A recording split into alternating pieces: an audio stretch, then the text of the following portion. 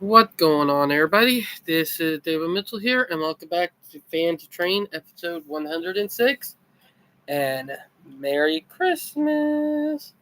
If y'all don't know, today is December 25th, which is Christmas, though. It is Polar Express time. Dun dun dun dun dun. Sorry, everyone.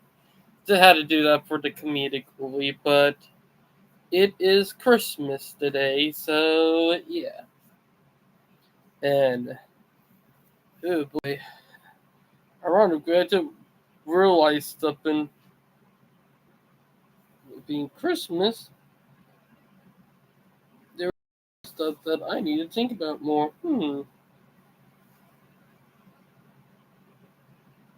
But yeah, let's go ahead and call Brightline.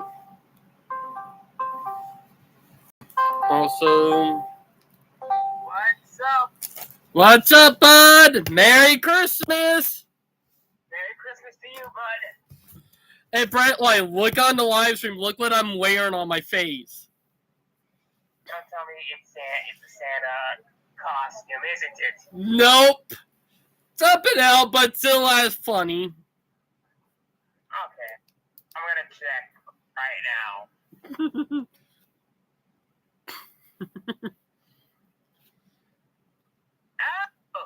Oh! You see what I'm wearing? You see the glasses I have? Yeah, those are Christmas lights. I like them. Festive, ain't it? Yeah. Val, hold it. Well, Grab the other I'm team. 23.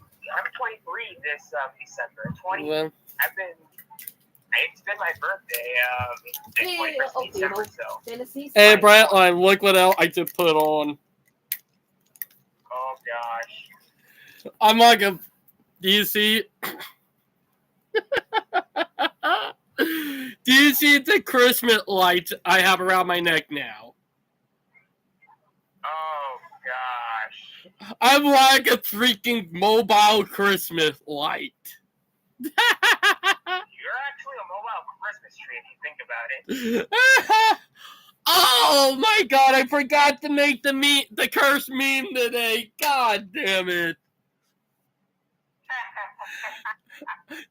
Brightline, I was going to make a curse meme that you would have never forgot. Oh god. Bring it on, bad boy. I was not able to make it. I completely forgot. Oh. I got safe right there, but next time, if you made a curse me, I'm seriously going to regret my life for Well, you will see why when I make it, because it's something I should have made a while back because of your name.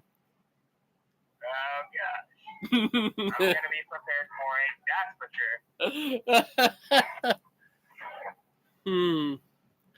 Alright, anyways, on my birthday, I actually drank 2 sips of alcohol. Well, not alcohol, but some eggnog. Alright. Yeah, it has some alcohol in it. I didn't even finish the entire thing. 2 sips it took me. Dude, I'll be honest, I do not like alcohol. Like, I don't like the taste. I got to be honest here. I do not like alcohol, bro. I do not like the taste. Well, welcome to the club, bud. Trust me. Jeez. What? I don't understand it with neurotypical why they like alcohol. Like it tastes so bitter. Well, it is. Oh, actually, it's not the taste that I don't like. It's the neurons that drive me nuts. It feels weird after you took 2 sips of it. It feels like, hold on, this doesn't feel right. Brightline, do you know what I think alcohol tastes like? What? It tastes like a freaking rubber eraser. What? That would it taste like to me, because long story short, the only reason why I know what an eraser tastes like is because I got pranked with eating one time. Wow. So, I mean, yeah, basically, the alcohol in the DR tastes like anise or something. There's actually a special type of candy. It's like anise candy, you know, anise. mm-hmm. Yeah, it tasted like that, but then since I like a spice, I have a spicy tongue. It does taste good, but well, when after that second sip, I'm like, bro, this doesn't feel weird. This feels weird. Tell me about it. Speaking of that, you do realize the last train live stream of 2023, so... Oh, crazy. Oh, man. Let's actually make this one, let's conclude this one for all the marble. Because the new, next year for 2024, the next Fan of Train live stream will be on the 2nd and 3rd, and that'll be in the new year, you know? But I'll be doing a Voice of Autism live stream on New Year's Eve and New Year's Day. Here at Jane Brightline, when I do it every year between New Year Eve and New Year Day, for 40 minutes, for 20 minutes of the last 20 minutes of 2023, I'll be doing a live stream. And for 20 minutes after it turns 2024, I'll keep that live stream going. We'll do the countdown on live stream too, you know? Oh my gosh. CSX did a heritage unit again. On the BNL. Oh, no, wait, hold on. No, I was wrong. False alarm. Oh. It was on the Chessie.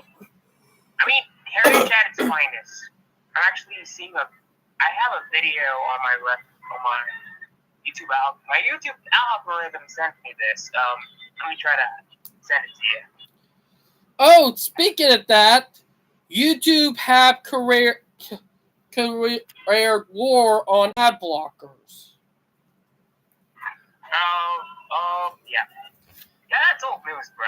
I know, but here, Zane, they're out terminating people YouTube channel and channels who use ad blockers. You know what? Sue them. If they, you know what? I think YouTube should actually should be sued because of its. Because that fall under predatory behaviors. Bruh, if the Supreme Court gets involved in this, you know YouTube is gonna lose. Oh, you know, heck, they're already having a problem in the EU because the EU is penalizing them for what they're doing. Yeah. Oh, speaking of which, I actually changed the ad blocker on my sister's browser. Mm-hmm. That won't do it because YouTube is getting dirty with what they're doing. Lucky I have uBlock. uBlock Origin. It actually updates whenever I get that notification. So whenever YouTube sends me an ad blocker, I mean, the only thing YouTube cares is about money. I gotta be honest with you.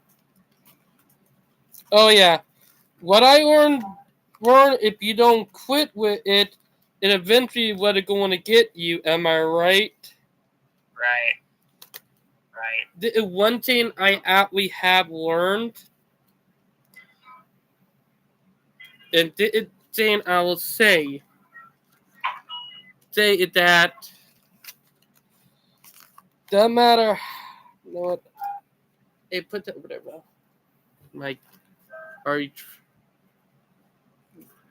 I'm gonna. Oh, there we go. But here, Jane, if YouTube don't quit this, they're going to have some big problems, you know? Yeah. Like, Yeah. let me be on it. Let me be on about this. We all know what happened to MySpace. Yeah.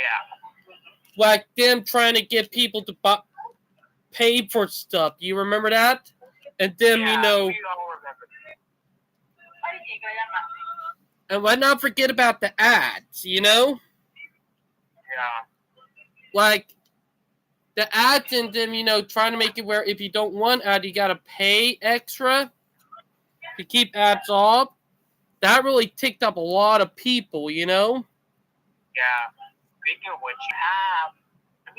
paying for YouTube Premium, no one's gonna pay for a service if you have an ad blocker. I know. And here's the funny thing, and I might sound like a hypocrite or crazy for this, but this ain't age piracy is justified, you know? Well, brother. Am I right? Right. Like, look at the streams these days. like, good God, like, piracy with how everything, you know what piracy I'm talking about, not ship piracy. It like copying someone's work and making it free or, you know, making it cheaper. Yeah. Like, in this day and age with how greedy stuff is, it's justified. Yeah. Like, I don't blame people for getting the pirate version, you know what I mean? Exactly.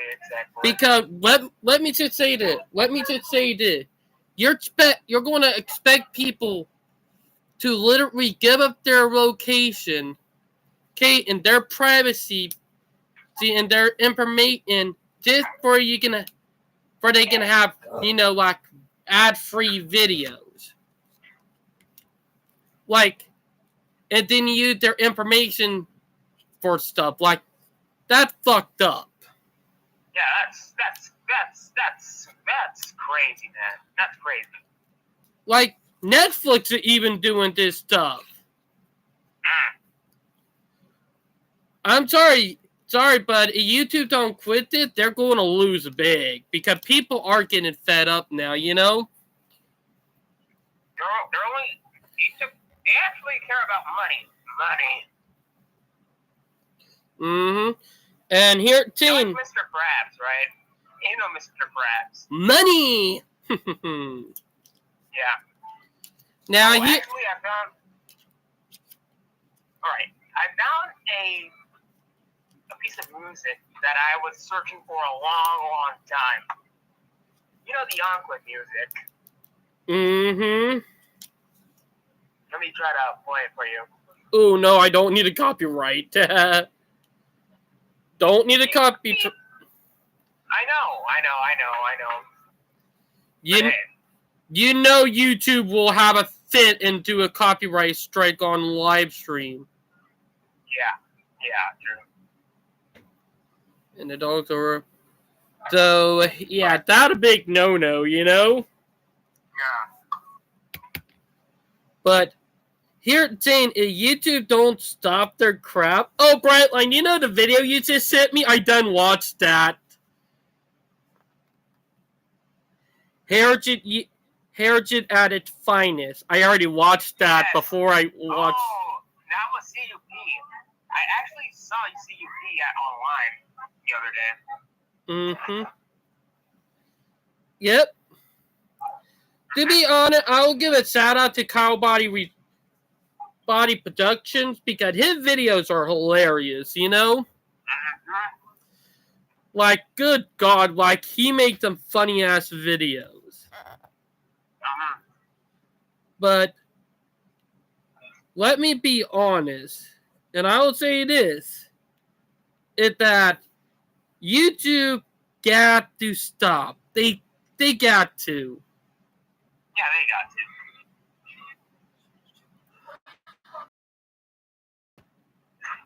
No, I haven't. American Rail Club YouTube, I mean, not YouTube channel, American Rail Club page, you know? It on their video section. American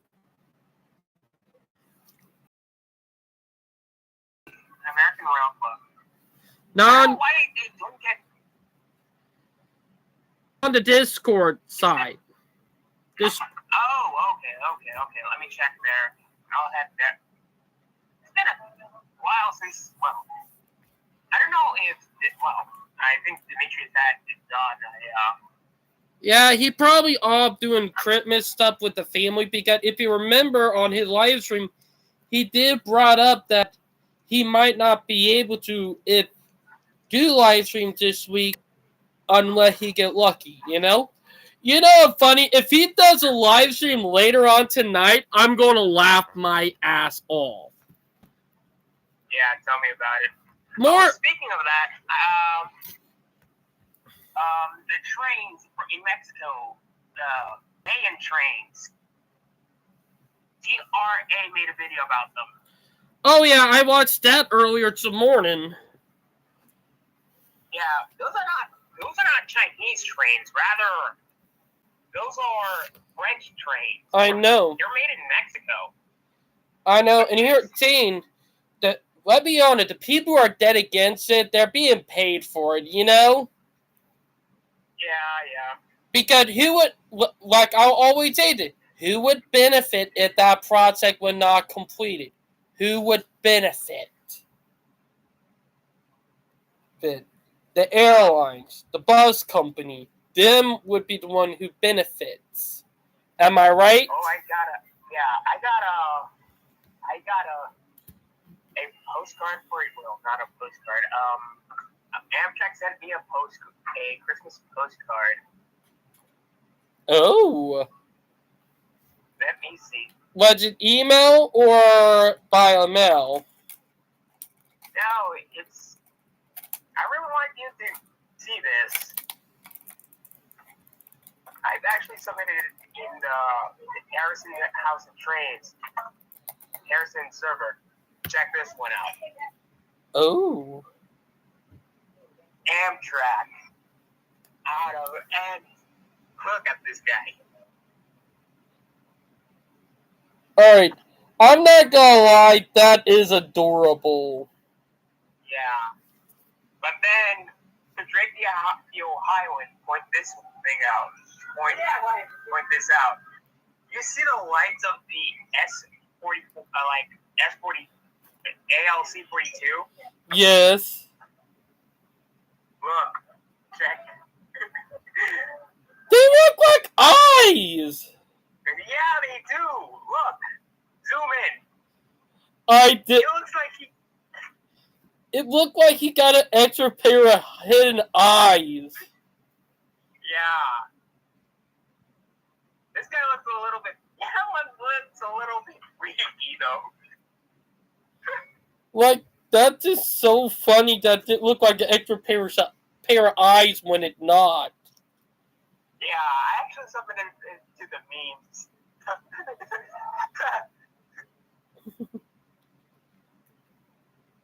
Gosh. I can't unsee it. Why can't I see that?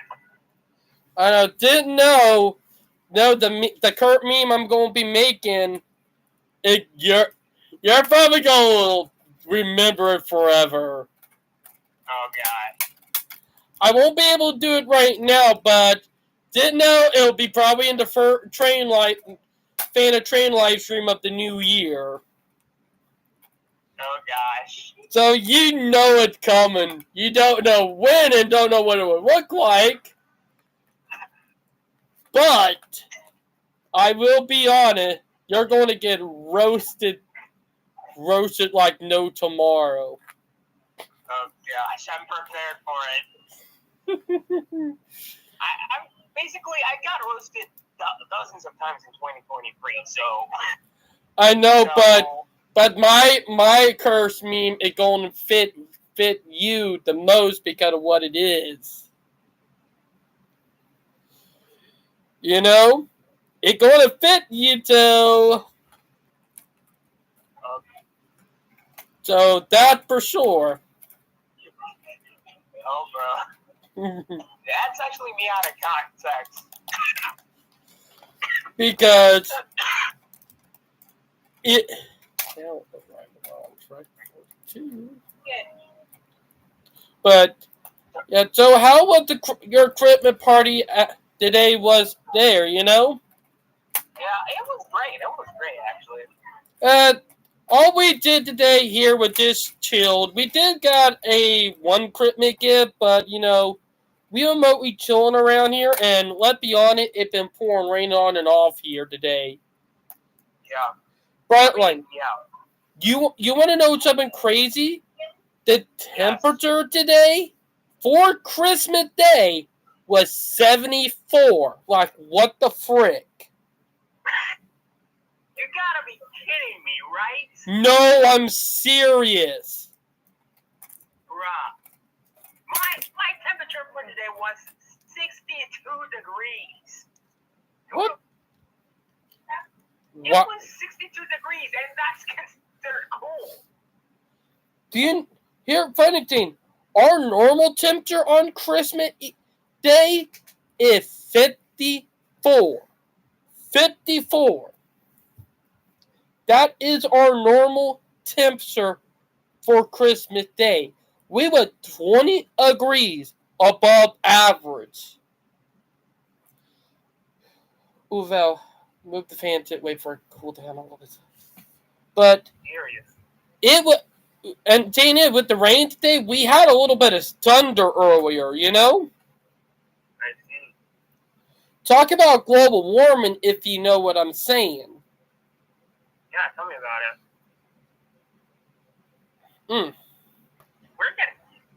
It feels a little bit colder. And my phone was like 70 degrees. And this morning it felt like 62 out there. Jeez. Seriously. It's getting colder. But my phone says it's 62. It's like 72 degrees.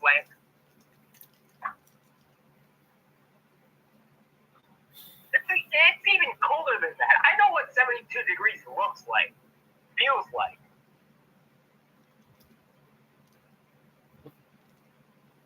You know how funny that is. Oh yeah, I know how crazy it is. And then what I would say, Jesus Christ. Keep the summer and spring temperature in summer and spring. Stop trying to make it all year round. And let me be honest, those people who love summer can go fuck themselves. I'm fed up with the summer lovers. I'm about here. I'm just so fed up with them people said, oh, I can't wait until summer to come back. I just want to body slam them. Oh gosh, you're gonna cause this.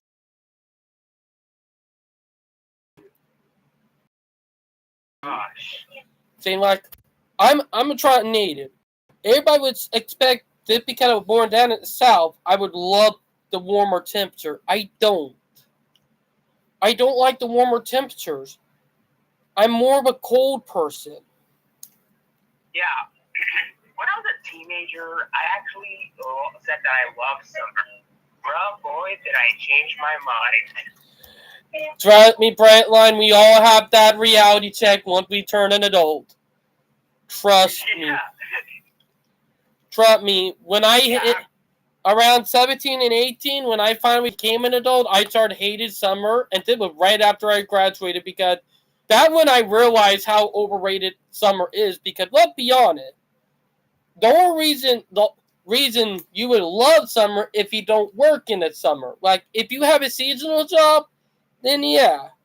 But if you work all year round, you start realizing, good God, summer is awful. I understand why kids love summer because, let's be honest, the reason why kids love summer is because, let's be honest, no school, no curfews, no homework. Nope.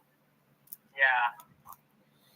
But once you become a teenager, and trust me, some teenagers start hating summer when they start realizing it once they get their first job. Gosh. Because here, Jane, if you're an outside worker, it awful for you because let's be honest, you got to work in humidity, 90 to 100 degrees, trying to keep from getting sunburn. Am I right? Right. And during the winter time, during the winter time, you're easy, way cooler. You can actually work better in the winter than in the summer. And you're a teen.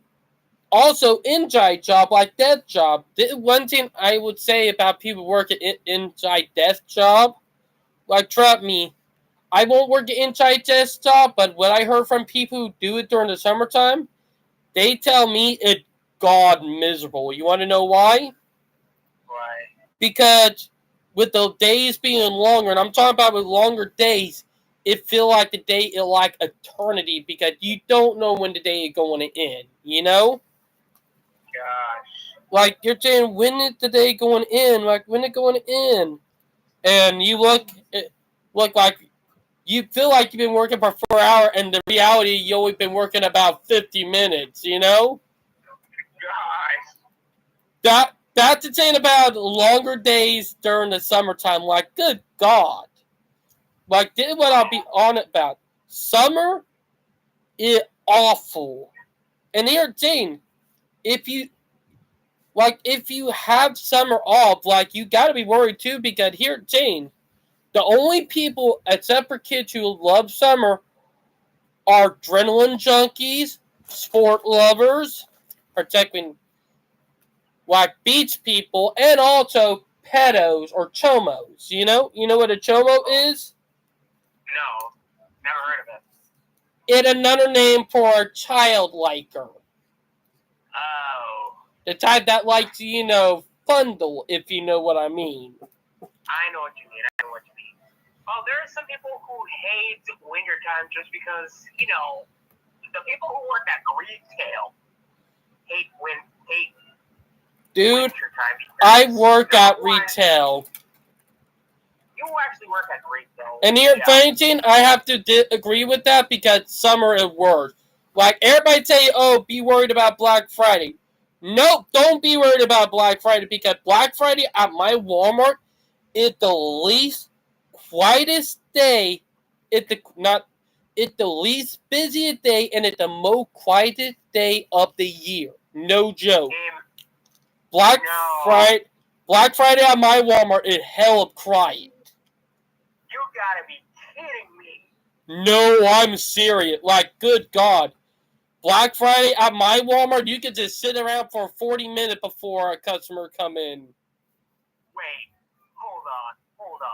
But I saw all those store rates the other day, like other years. Like store rates happening at Black Friday. Don't happen anymore, bud. Dang. Those days are over. Well, you gotta be prepared for that. Now, Sundays, on the other hand, Sundays are worse than Black Friday. Seriously? I'm not even joking. Like, the Sundays are so bad in my Walmart. I literally rather work a Black Friday over a Sunday. Really? There's a lot of busy stuff, huh? Oh yeah, but I'm dead serious. I am dead serious. I rather work a Black Friday over a Sunday. And here, teen, because Christmas Eve was on a Sunday this year, you know it was going to be bad, and it was. Oh gosh. But here, teen, the worst Sunday to work on in all years is a Super Bowl Sunday. Oh, yeah, it makes sense because the Super Bowl, it's a big event. Oh, yeah, and people will mob in like crazy. Oh, speaking of Super Bowl Sunday, I think we could actually make a live stream at that day. Like, call it the sports train, you know? Yeah, exactly. We don't know which teams are going to win the Super Bowl. Speaking of NFL, like football. I'm actually a Miami Dolphins fan, and I've heard the Carolina Panthers got eliminated from playoff contention. Oh, I heard about that. But here, Jane, with with it, I already know I'm probably going to be working Super Bowl Sunday, so I probably won't be getting off until later on that night. Not because, trust me, Super Bowl Sunday is rough as it can be. I mean, I actually followed the developments on the NFL. Before Super Bowl Sunday, well, a week after that, well, 2 weeks after that, there's actually Championship Sunday. You know, the AFC and NFC championships. Mm-hmm. Yeah, those two games determine who goes to the Super Bowl from each conference. So. Oh yeah, that for sure. Yeah, the Miami Dolphins actually clinched the second seed of the NFL in the AFC. Well, we just clinched the playoffs yesterday, defeating the Dallas Cowboys. Dude. To be honest, the Dallas Cowboys, they're good, but let's not forget the most cockiest and a-hole team in the football, Jane, and that's the Eagles. Am I right? Right. Like the Cowboys, yeah. Like, let me just say this: the Eagles are some of the most entitled its fans out there. Like, I laughed when they got their ass whooped last year by the Kansas Chiefs, you know? Yeah. Like, good God, like, even though most people that I'm around are, you know, Eagles fan even in A&N, but I laughed my butt off when they, you know, Kansas Chiefs won because they got kicked. They got their ass kicked by one of the most humble teams out there, you know? Yeah. It's so funny because everybody said that the Eagles got put right into their place. Oh, speaking of which, we have a Monday Night Football matchup coming up between the 49ers and the Ravens. Oh, yeah, that right. Tonight it's Sunday night. It's Monday night. Monday Night Football. Oh, yeah, Monday. It is on Christmas. Christmas football, anyone? Yeah, let's go, baby. I know, I had to bring that joke up, you know? Yeah, I may have to share a screen for Monday Night Football, but this time it's nothing about. We're not going to worry about. The NFL is actually cracking down on streamers who stream football on YouTube. Oh yeah, so we're not doing that. You know me, I am not having my channel terminated from that, you know? Yeah. But there are people who call plays on YouTube. For example, Tom Grossi. I'm going to send a video of Tom Grossi. He's actually an NFL fan too. He calls plays for whichever game from whichever team. For example, he's a Packers fan. Mm-hmm. Oh, Dolphins. Oh gosh. Dang, I missed his live stream. Are you? Oh, sorry. It was yesterday. Well, yesterday was Sunday night. Yeah. Heck. I missed that game. I didn't even know he was covering it.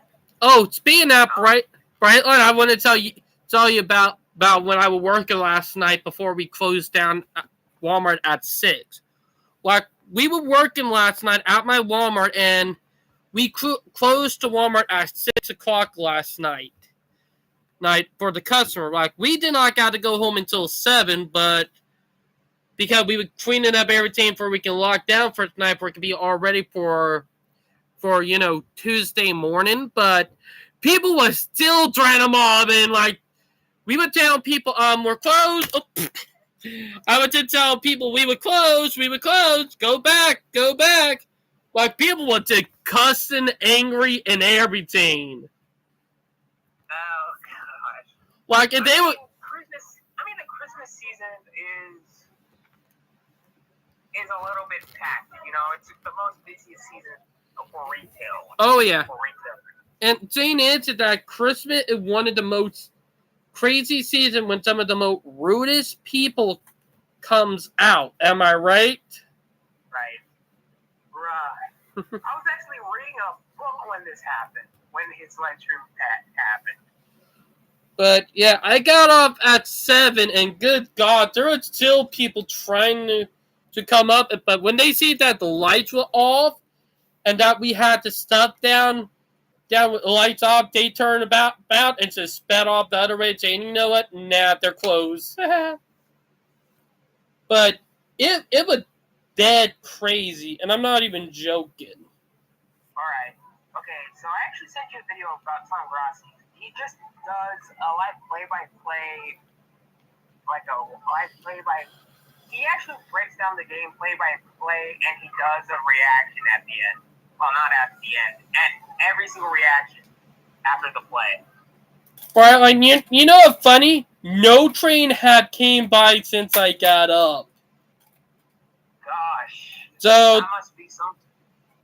So it probably because of the holiday with it being Christmas, so trains won't probably start running again until later on tonight, you know? So we won't be getting any train until later on, probably around 8 or 10 tonight, you know what I mean? You're absolutely right. Oh, speaking of that, do you want my live stream from last night, by the way? No, I haven't. The Honor train was an hour early last night. Instead of coming through around 11:25, he came through around 10:25. He was over an hour early. Like, good God, I get people trying to get home for Christmas, you know? Right. And I get they were booking it, that for sure. But it a wowzer, if you know what I mean. Oh gosh, there's actually a game right now. New York Giants versus the Philadelphia Eagles. Oh wow. Hey, speaking that let's get on to some good train news, you know? Okay, let's get on to train news. Because I got them good stuff, and one of them about Brightline looked like they're actually going to be doing 2 projects at once. And that's going to be, what I'm hearing is they're going to be doing the Las Vegas to LA project and also extending from Orlando to Tampa projects at the same time. Nice. So, one of the most ambitious projects that Brightline has ever done. Oh, I know. And here, funny thing, Sunrail is actually planning to go to the intermodal facility in Orlando. So, game over for the airlines right there. Right. Game over. So, you can literally from downtown Miami to downtown Orlando, once it worked on, take a full train from Brightline to Sunrail. That right there is a big blow, you know? And you're saying, if Sunrail do, and I'm saying that they should with 30-minute service, like trains every 30 to 15 minutes from the Union State into the intermodal facility to connect with Brightline. If they do that, it's game over for the airlines, you know? Right. Because literally, you can literally be able to take a train from downtown Orlando to downtown Miami. So, you won't need to even have to rent a car or like take a bus. You won't even have to, take a plane anymore. You can just simply walk to the train station, get on a Sunrail train, then transfer over to a Brightline train, and then you'll be down in Miami in about 3 hours. And to be honest, that way, and I hate it. It's way quicker than a plane. Because, let's be honest. Miami to Orlando is between that 200 and 800 mile weak spot where high speed is competitive with airlines, you know? So, Yeah. a big blow right there. Oh, speaking of that, they are now testing the Venture coaches in California. Oh, brother, I was way ahead of that news.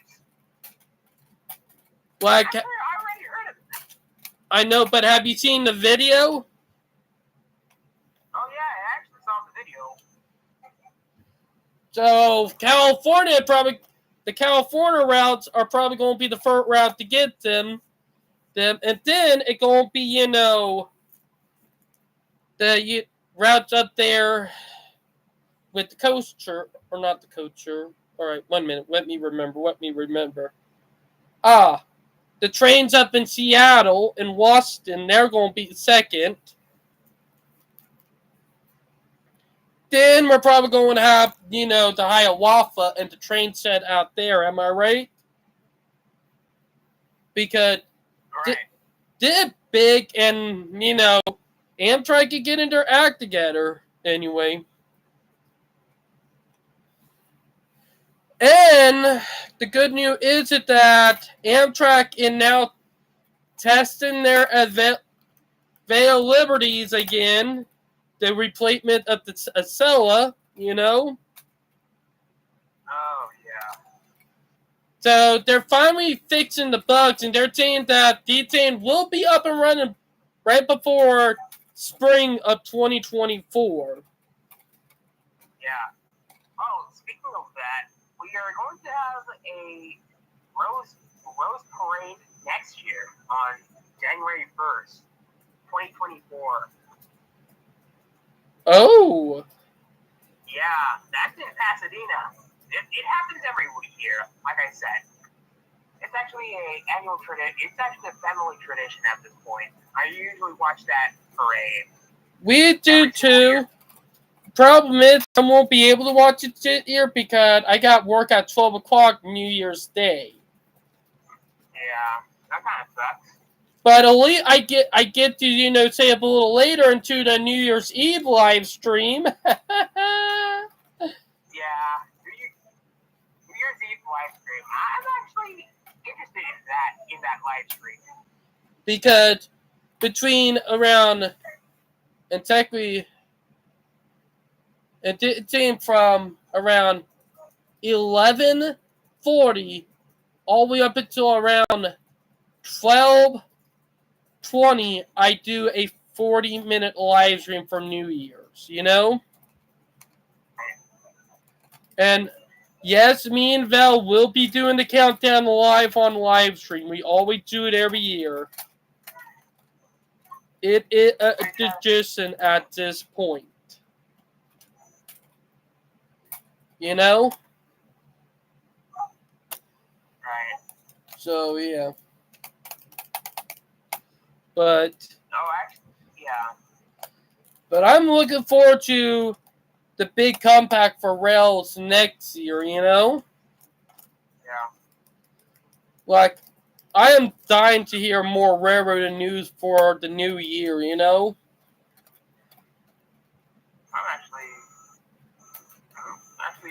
I'm actually up for it. I can't wait. Because, look, I am looking forward to anything new for the railroad and from the new year, and good news for South Carolina, North Carolina, and Georgia, and I'm talking about for the upstate, is that they got the money to start looking into the possibility for high-speed rail, Nice. Another Christmas present. So, and the government's, the United States government did send them about almost $50 million to start doing the research and stuff for high-speed rail from from Charlotte to Atlanta. So that's pretty interesting. You know what I mean? And I am really, and I mean really looking forward to that. You know? Because it's going to be nice and juicy, if you know what I mean. Yeah. Because the airline, they tried their best to stop it, but in the end, they failed, you know?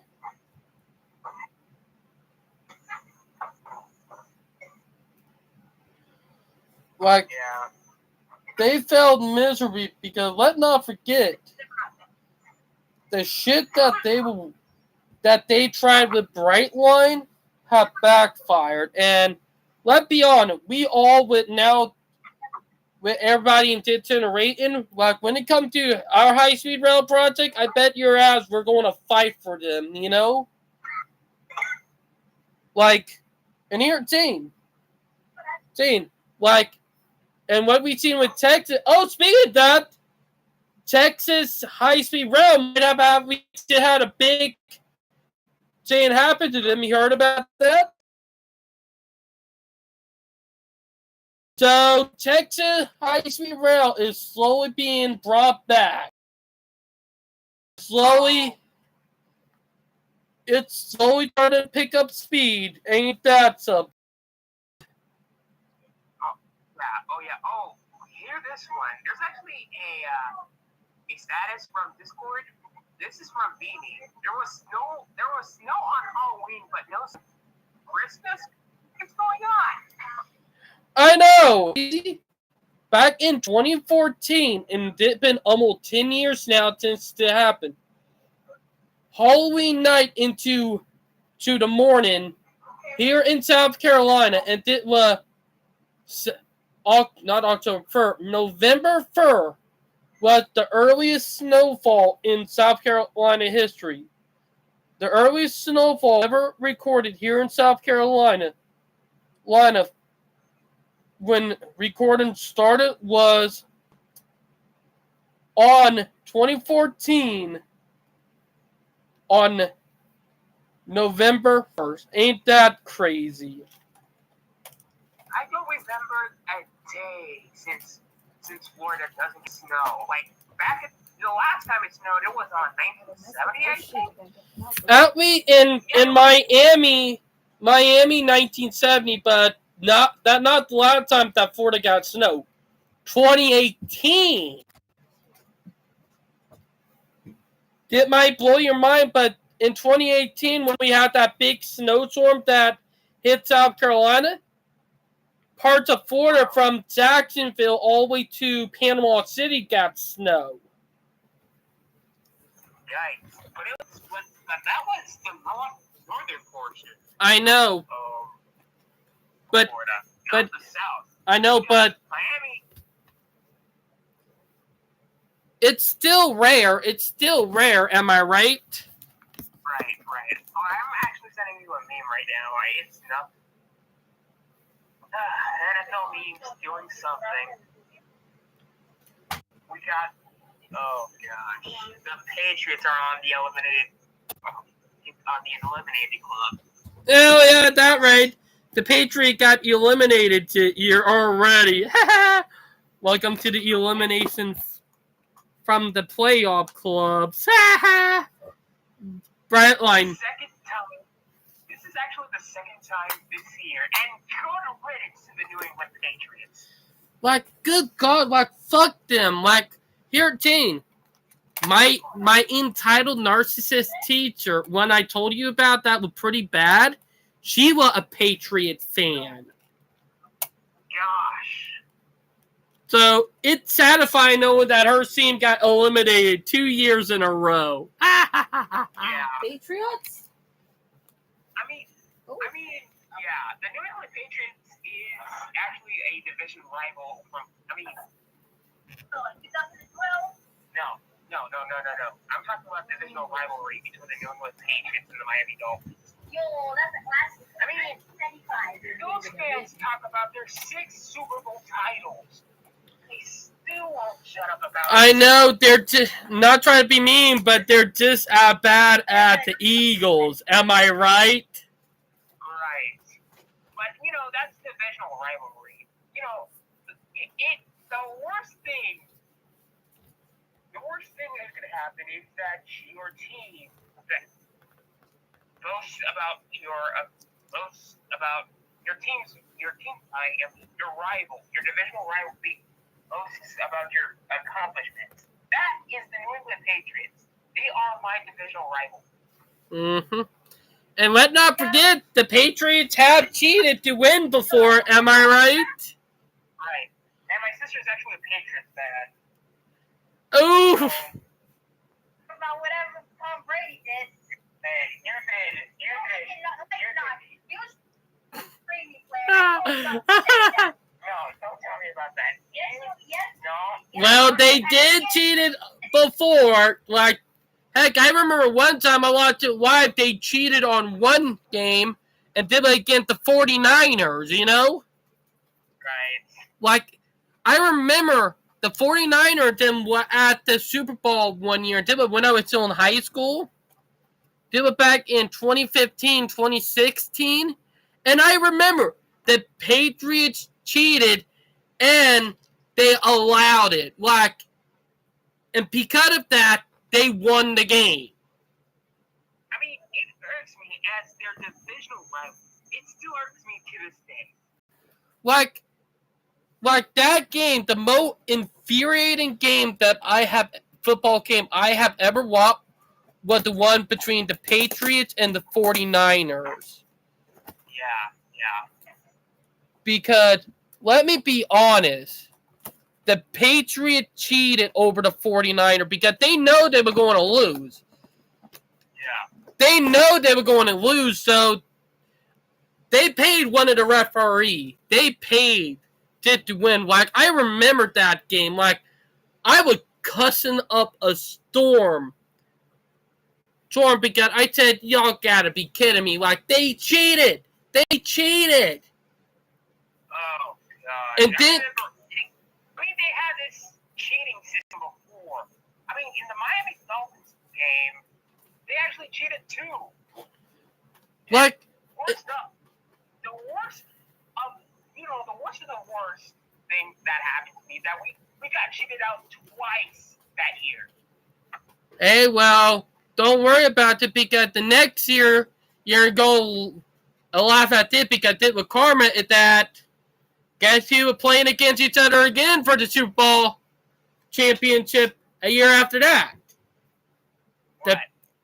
The Patriot and the 49er, and this time the 49er whooped their ass and won that game the year after. So they came back heavy. Yeah. Sorry. Like, yeah. I still remember... Sorry. Like... I remember the games of Super Bowl 47.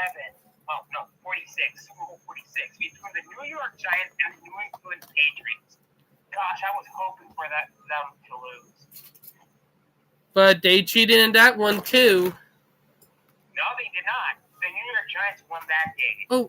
Oh, yeah, that, right? You're too loud. Yeah.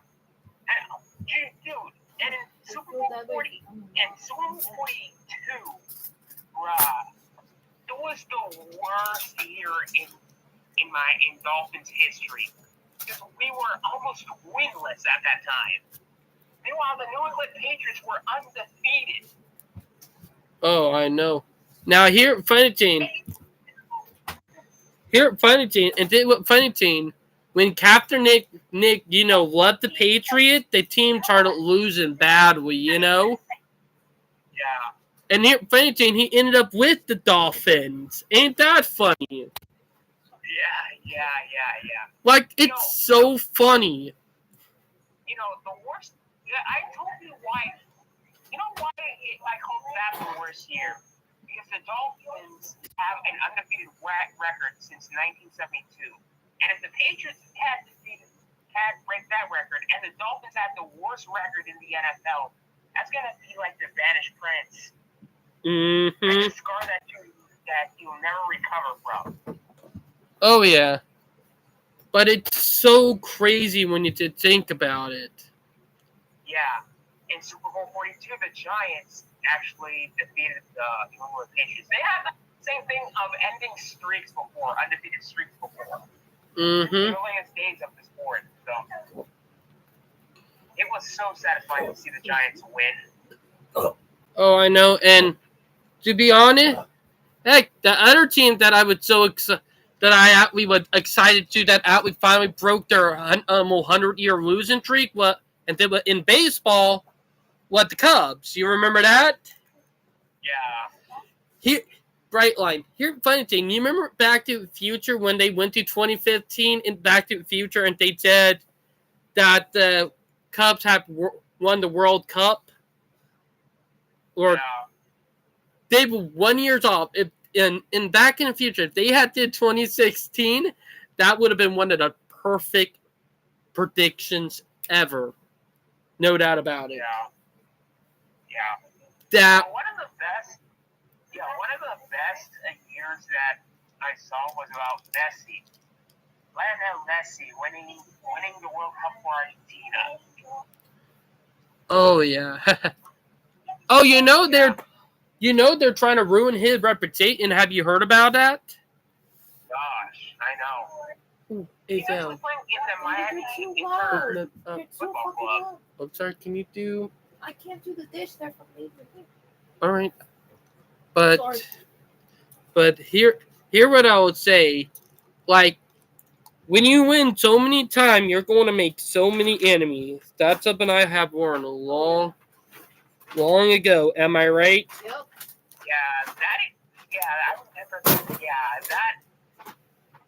I think that's why no wonder why the AFC East, no wonder why the Miami Dolphins is actually the most hated team in the division. My division. I know, and they don't deserve the hate. The hate to be going to the Patriots. Patriots? I mean, we don't deserve the hate. We haven't done nothing yet. We haven't even won a title yet. I know, and saying that the people who deserve to have the hate are the Patriots. Am I right? Right. But we got a new contender, and that's the Buffalo Bills. There's going to be a rivalry between the Buffalo Bills and the Miami Dolphins. Mm-hmm. It's going to be one hot rivalry for the future. Oh yeah, that for sure. Yeah. Miami Dolphins are going to be contenders. They are contenders to win the Super Bowl this year. We are Super Bowl contenders. But I'll be honest, y'all might win this year. Really? Right lane? We might. Hopefully y'all do because y'all deserve it, you know? You know who else actually deserves to get to the Super Bowl? The Who? Detroit Lions. They haven't won a Super Bowl for years now. Oh, tell me about it. They haven't been there before. Like, they have not won one in years. Yeah, and I think one Super Bowl would be enough for the Detroit Lions. Maybe a Super Bowl appearance, maybe, but that would be embarrassing for not winning that one. So I think a Super Bowl championship a Super Bowl victory would actually be better for them. Tell me about it. All right, let's get back to trains. Enough of sports.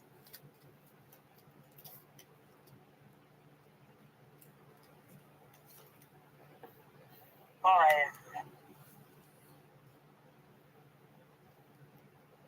right. Lindsay's. Oh, Brightline trains. There's a lot of. The Roaming Railfan actually published 1 minute ago. Oh, I know. I did got the notification for that.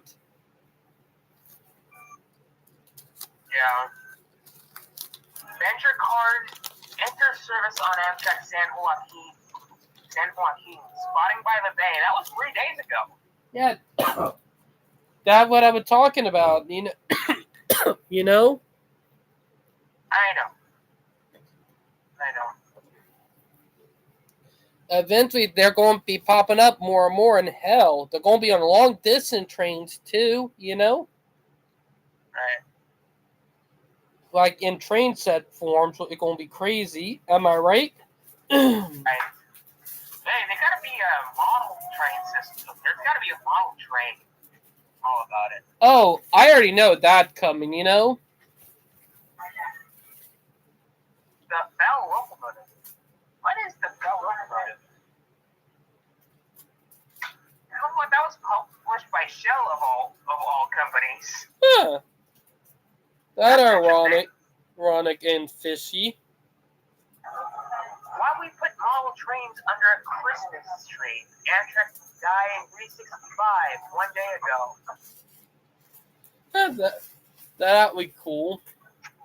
Warranty's best Coca-Cola model, Christmas tram. We got a Coca-Cola Christmas train and a Coca-Cola Christmas tram. Oh, This one is I gotta see. Brightline, do you want Sam Trains? Yeah, Sam's Trains. It popped up on my feed. Yep, dude, I watched that video earlier, Dang.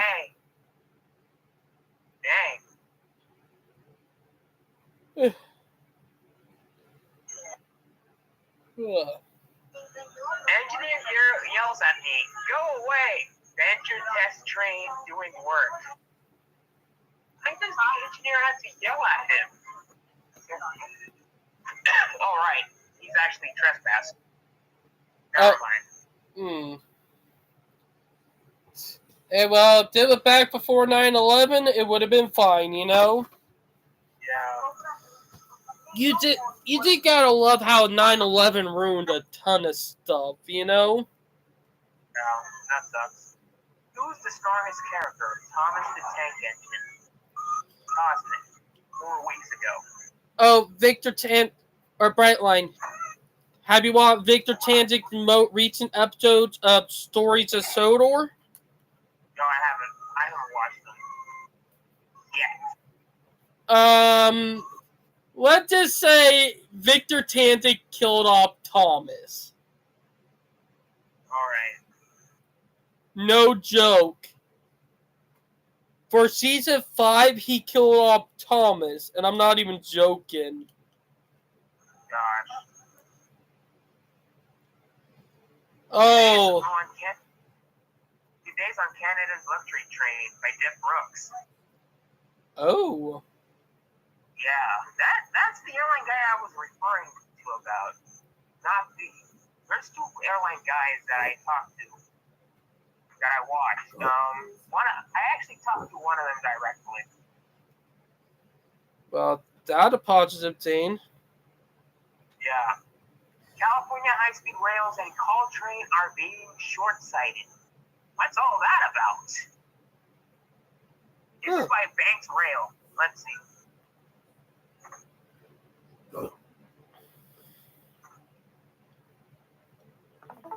And let's see here.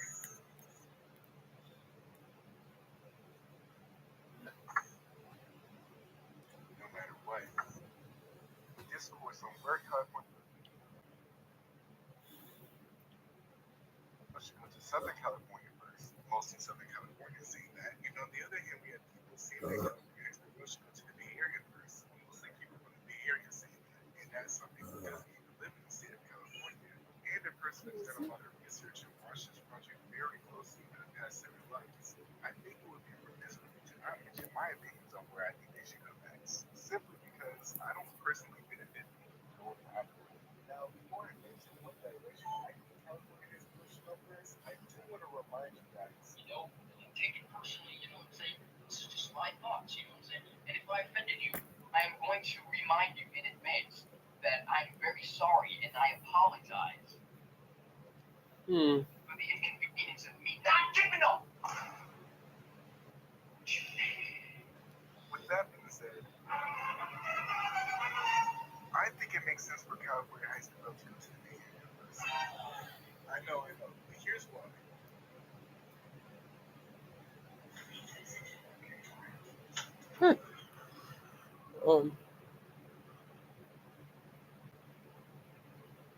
now we're routing them into the Caltrain for the Keystone station.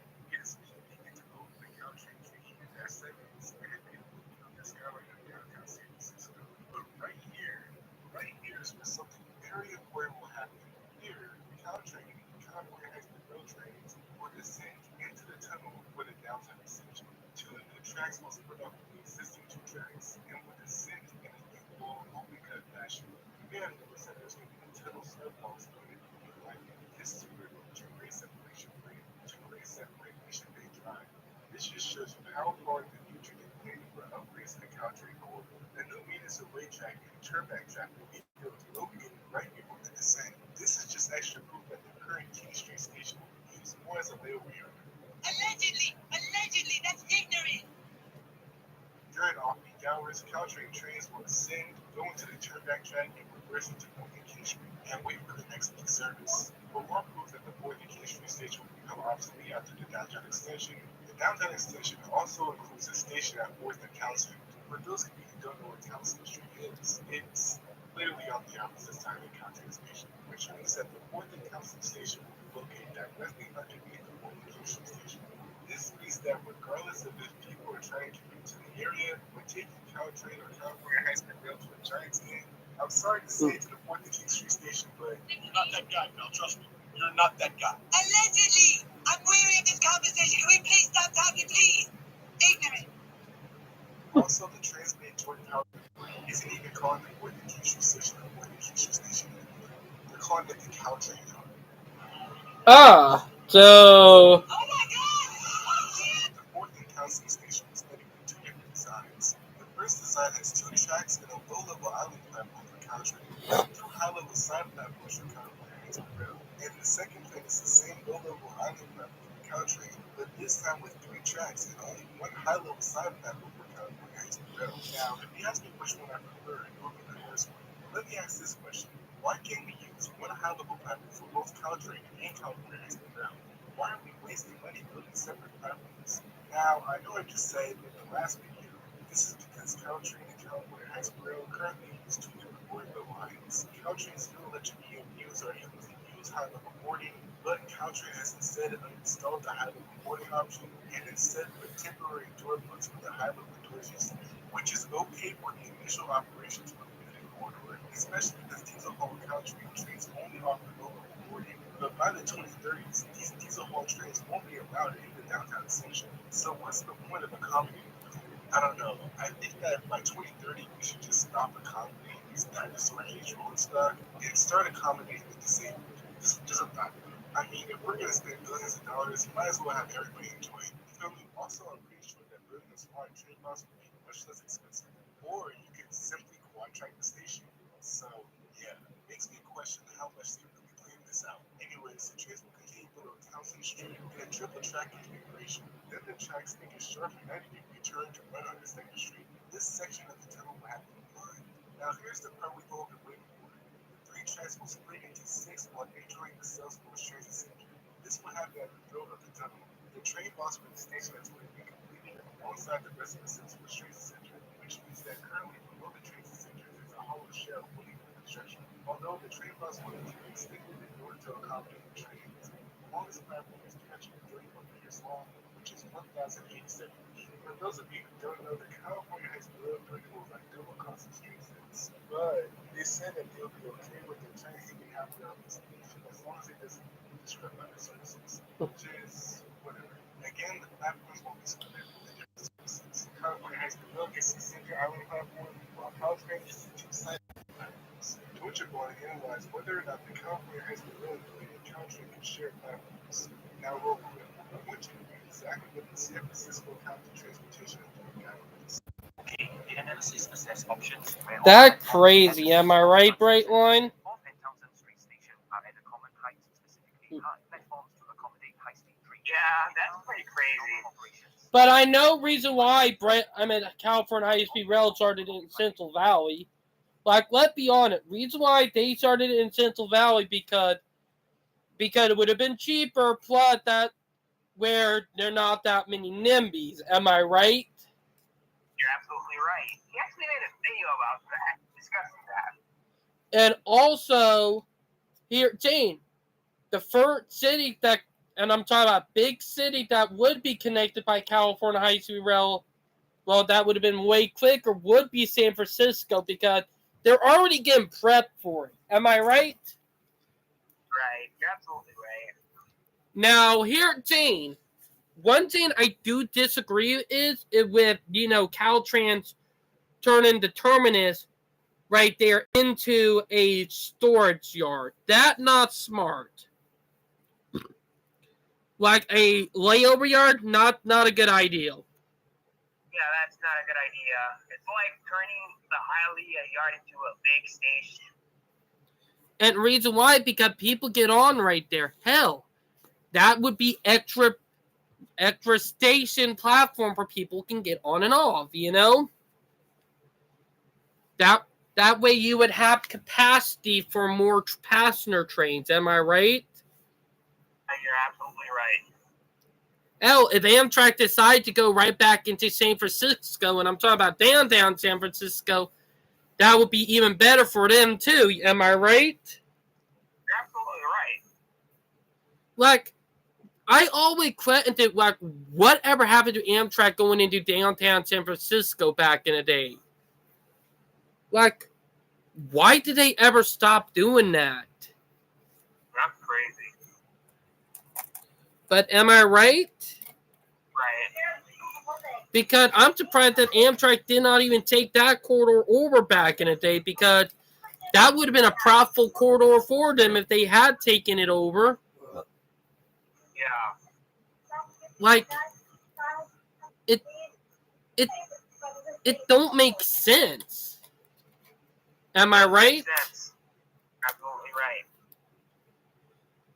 But at least we're getting projects done. Like, hell, there being money being funded to do research on a high-speed rail line from Charlotte to Atlanta. Brightline is planning another expansion from this time from Orlando to Tampa.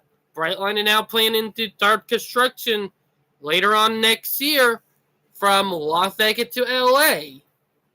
Am I right about that?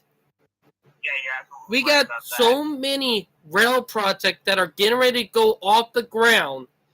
We're having victory after victory after victory after victory.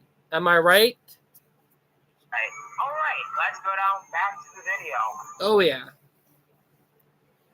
Nearly 90% of the time, leaving little flexibility to shift trains around. The analysis also showed that in the occasional case of minor day-to-day delays, a late train could occupy a platform other than its assigned platform, but it simply transferred the delay to a later train. Because of the high platform occupancy rates, a more significant problem with shared platforms is that passengers needing assistance, including those with mobility devices, trolleys, or strollers, to board a Caltrain service would require the use of internal lifts inside Caltrain's vehicles. Operating these lifts results in extended dwell times, estimated at around 6 minutes, and this would severely affect on-time performance, levels to well below the operator's requirements. So yeah, they found that high-level boarding would cause Caltrain users more mobility issues. That's funny.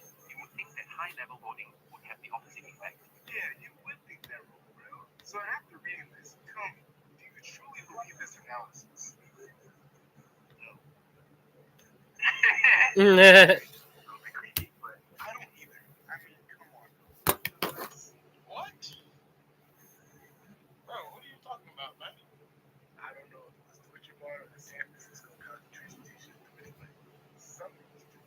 Anyways, it was this that the chances of the operators and Caltrain use the same platform is pretty high. I don't know for sure though. We keep on going back. In this next segment of the video, one of my longtime subscribers, Jonathan, actually went to the Salesforce Transit Center to gather some B-roll and give us a tour.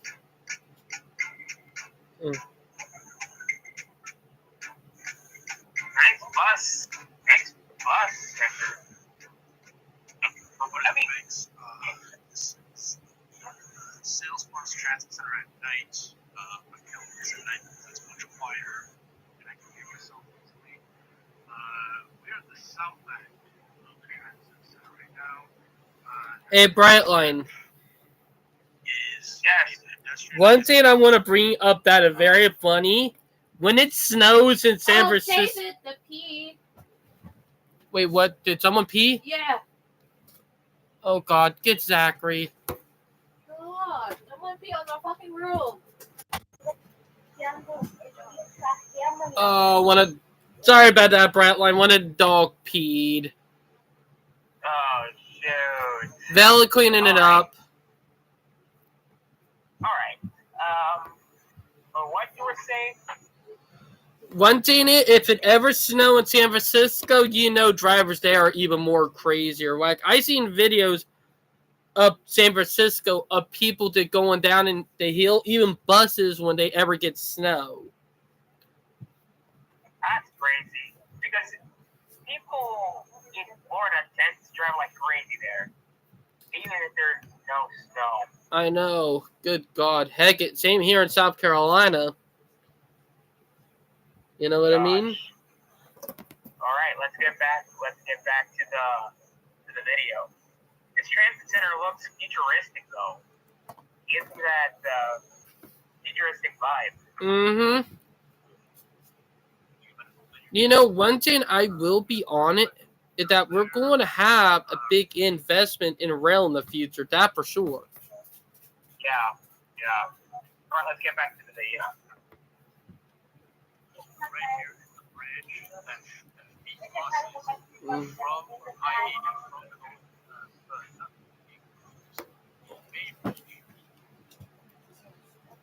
the Bay Bridge into. Oh, are the babies still here, Val? This is a Yeah. nice building. All right. My brother and the girlfriend are here with the baby, with their baby. I'll show you more once we get closer. This is the Salesforce Tower. And it But is the second tallest building in California. And the only way for me to really convey the scale of this building along with can the neighboring you transit watch centers is that for me, live streaming? right here is the rooftop particular elevator that goes from rooftop park down to the ground level. And it is kind of noisy out here. This is the buses plus the Marin County bound buses. This is what they do. Look like they got everything set up for the future. Am I right? You got your buses on the first and the second floors. But in between all this area right here, this is all commercial space. There's a fitness center here. Further down on the other end, there's a dentist office. There's a smoothie bar. I mean, this place is proper mixed use. And when the high-speed rail eventually arrives here, it'll be even more so. Like, Bratline, here at Zane, I would say, if California high-speed rail, when it does get to San Francisco, it will change people's minds. Am I right? Right. Like, the people who are dead against it are going to realize, why were we ever dead against this? You know? God. I mean, they got everything prepared. Like, they got everything prepared, and that's the thing. Like, when those people who are dead against it realize it, when California high-speed rail does get into San Francisco, and they do have train running at that part, high-speed train running at that part of California, they're going to ask themselves, why in the hell was I ever dead against this? Am I right? Right. Like, The same thing that happened to the Treasure Coast. I know, and funny thing is, what happened in Japan too. If you go back into the late 50s, early 60s, when they were building their high-speed train system, there were a lot of people dead against it. Am I right? Right. I mean, most people had never heard of when you're actually introducing a new type of concept that nobody has ever done before in your country, they're going to be against it because they think it's going to be a boondoggle. But to be honest, no one has ever built such a system before. Exactly. No one had built that here in the U.S. in almost 100 years. Am I right? They're actually against it. Yeah, you're absolutely right.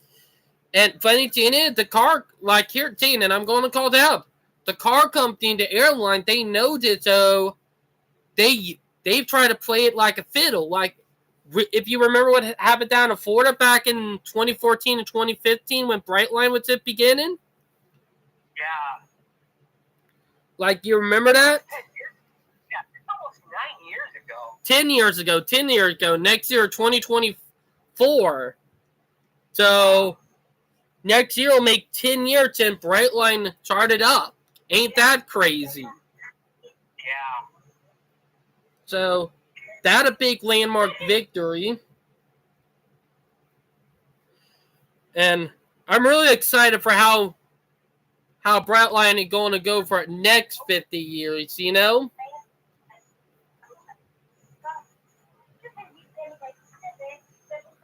But yeah, let's get back to the video because there are 4 more minutes in it anyway. Yeah. Right in front of me is fitness center. Behind it, escalators to the second level. And then public restrooms, which might be the cleanest anywhere on AC Transit or Beauty's entire bus network. Right here, you have what might be the nicest Greyhound in all of America. And the buses are all here. We are on the second floor of the transit station right now. The second floor is arguably the more important floor because this is where all the East Bay bound buses, plus the Treasure Island bound minibus, this is where all they are. Forgot to mention Greyhound. So he's at this level. That right there leads to that bridge that I showed you earlier. And this is just a massive, almost a 1 mile long bus parking area. Gee. One thing about this transit center here is this LED sign, which I don't know, as an architecture major, this is I'm unrestricted. So I'm actually making my way towards the escalators that go up to the roof. Right, never mind. That's funny. Mount Park is closed because it's night. Oh. Go figure. Thanks, Jonathan. Now, I didn't ask Jonathan to do any of this. All I asked from you guys was some B-roll. But I actually like this little segment where you guys can talk about this. I gotta take the off. The whole point of this series, and what I've really been trying to emphasize a lot during this specific High School series, is the fact that these projects are real people. People who saw this video and clicked on it just like you, and people who are subscribed to this channel just like you. If you're not already, you should be subscribed. I mean, come on already. Yes, subscribe to Vance Rail. Oftentimes when we talk about these large mega projects, we tend to forget about that. And this is why I like this segment, because it's more than just looking at a couple easy renderings or playing around and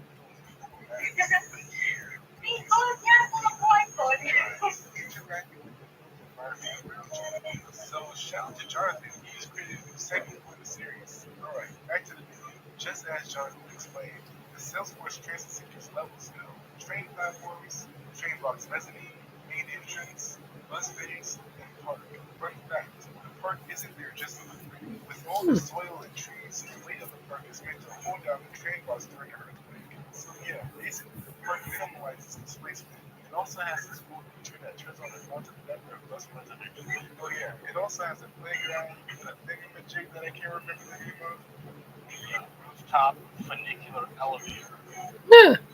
And several connections to office buildings surrounding it. Unfortunately, the only connection we care about, the connection to the barn near the Parker Air Station, might be held off initially if the funding isn't secure. However, if you would like to complete your project, we did the time limit for this video. Actually, I'll talk about the 321 project in regards to California High-Speed Rail. If you guys can get my channel to 3,000 subs in the next video. Alright, Brightline. Hear me out on this. Did think about it. With that thing being underground, to imagine tunnel boring into the wine valley. Yeah. To be honest, I think that they could, tunnel bore under the river, go right and connect up to Smart. Would that be crazy? Yeah, that is crazy.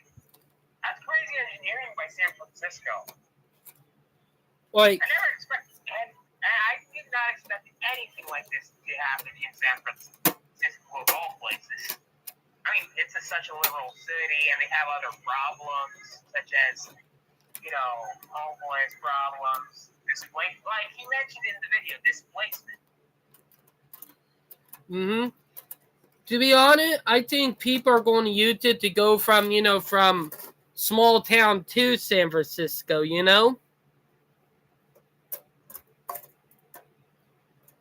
So that's something I think is going to happen. You know what I mean? I know what you mean. All right, let's wrap this video up. Oh yeah, because they're only about one. For that, you need to check out this video. This video will tell you the reason why I believe that the California Explorer made the right decision to go to the Bay Area first. With that being said, if I earned you like a subscription, I love you. And if you made it this far in the video, thanks for watching. Hey you. Stop. You watch the end of the video. Most people probably go talk about it. So I'm gonna tell you what the next 2 minutes. The video is interesting, I might give him a subscribe later on too, Right.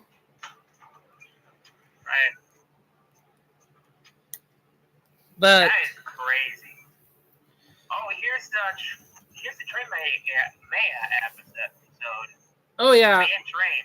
yeah, I already seen that video, I haven't watched it, so.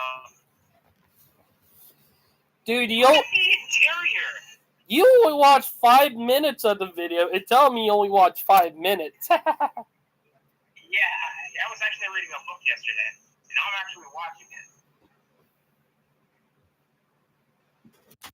But let me just say this. Is that California high-speed rail is not going to get finished before, no Brightline West, Yeah. My point is, I think Brightline West is going to get done before California high-speed rail does, Sorry. You're absolutely right. And let me just say this. It's that if California high-speed rail, or not California, but Brightline West get done before California high-speed rail, that is going to be one of the biggest upsets for, government-owned businesses in history. Gosh. Because it'll be saying that the future to go for American companies is, not with government, but with private. Am I right? And speaking of that, I think the president of Argentina is going to develop the nation with the private sector, which is the way to go. Yeah, that's something that needed to happen there for a long time. It took them forever, but, finally happening. Am I right? Right. We might see high-speed rail in Argentina. To be honest, if that happens, then, Argentina going out, we make a good investment. Right.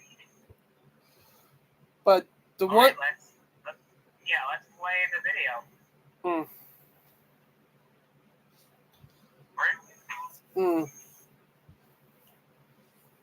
We depart Cancun Airport right on time at 7 a.m. Our journey is scheduled to take about 2.5 hours to get to Merida, and almost 5 hours to reach Campeche.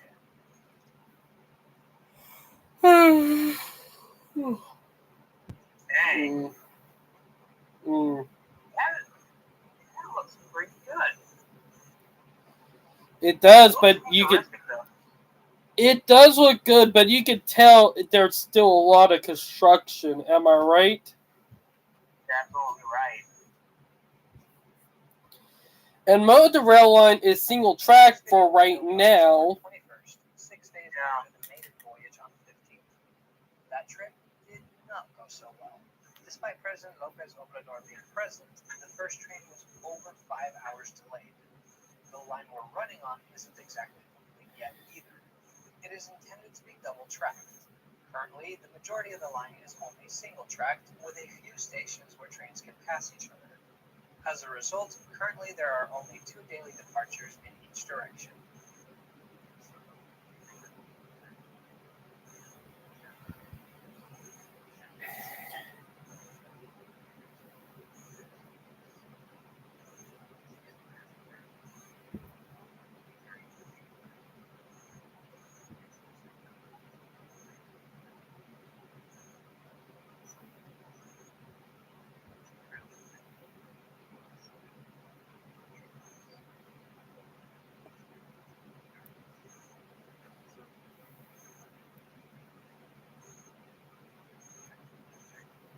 Let's take a look at the interior of this train. As you can see, the seats are padded very well, even in today's class. Pretty cool, huh? It is. That gives me Brightline vibes. Look at that. I know, it give me Brightline vibes too, you know? You know, the seats. Double armrest easily. In terms of charge,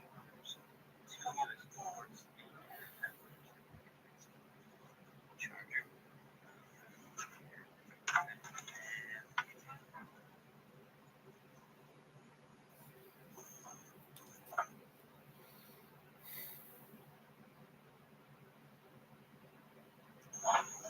Modern screens give information about the next station. There is also Wi-Fi on board, but it's not always working.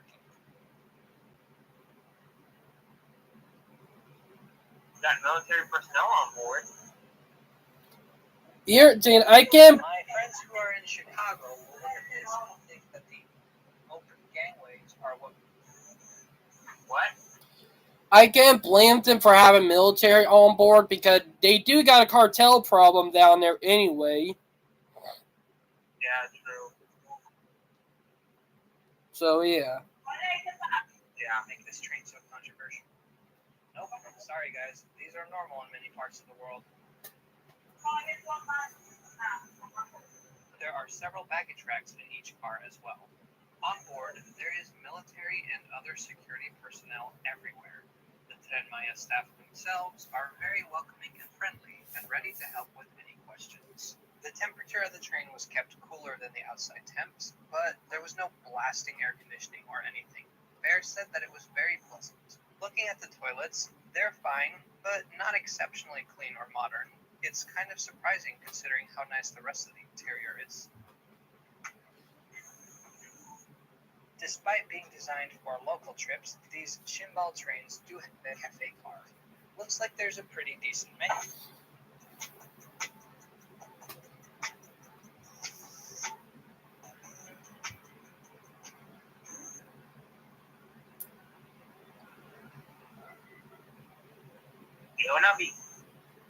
Mm-hmm.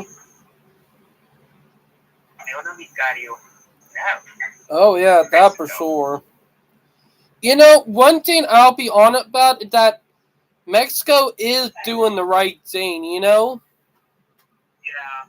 And the people are let me be honest, the people who are saying it controversial need to go fuck themselves. You want to know why?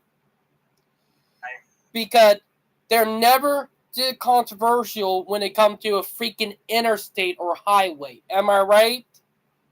You're absolutely right. These projects were always controversial when they're actually new.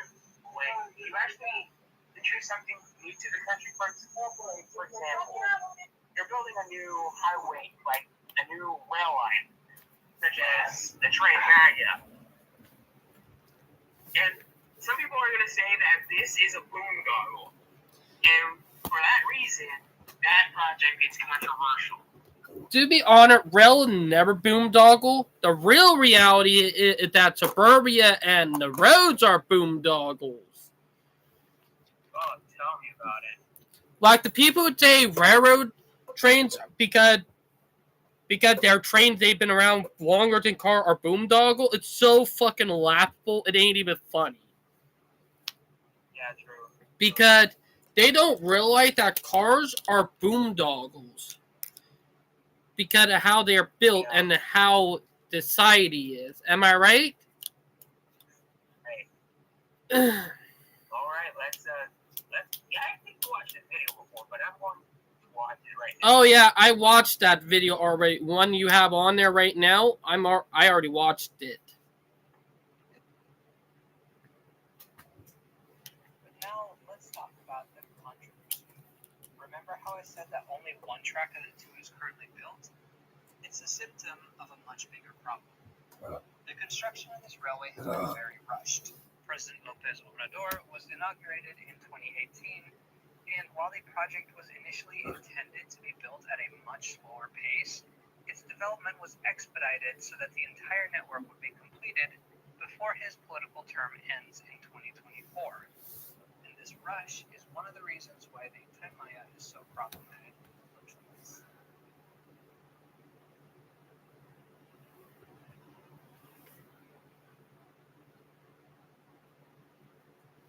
Alright, it did not be controversial for that. Am I right? Right. Politicians. Like, if you're going to say, oh, it's controversial because they're rushing it, that funny, y'all are never controversial when a road go right through a neighborhood, photos and people house to the ground for one more lane, bro. Am I right? Let's not mention I-69. Oh, I am going to bring up I-69. That road is a boondoggle. And the people who criticize California high-speed rail but praise that road, they need to lose everything. Like, I'm sorry, if y'all going to act like that y'all house need to be bulldozed to the ground and then have a road paved right over it to make you feel how everybody else feel when they lose their house from a road. Am I right? But go ahead and start playing the video again.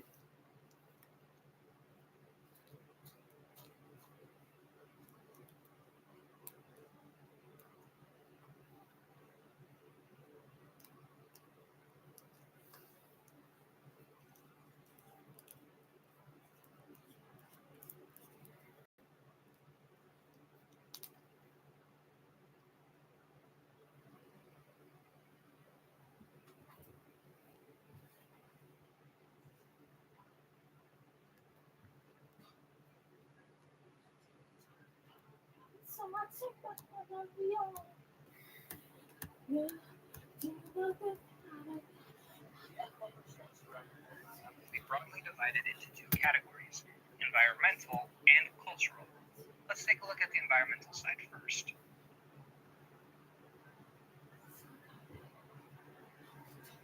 As Bear mentioned, the views outside are mostly jungle. The Yucatan Peninsula is home to the largest rainforest in the Americas outside of the Amazon.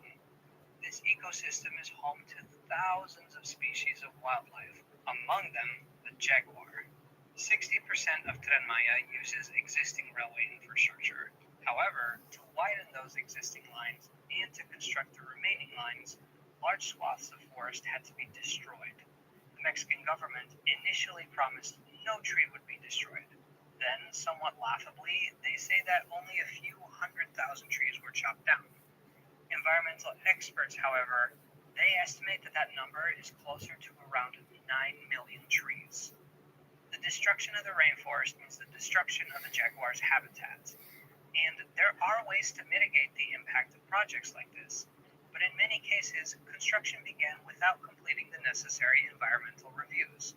Citizens rightfully sued the government to ensure that these vital environmental reviews would take place. Alright, here's time I'm going to say. They complain about railroads doing this, but they never complain about roads doing this. Am I right? Have you ever noticed that? Yeah. Like, I'm sorry, but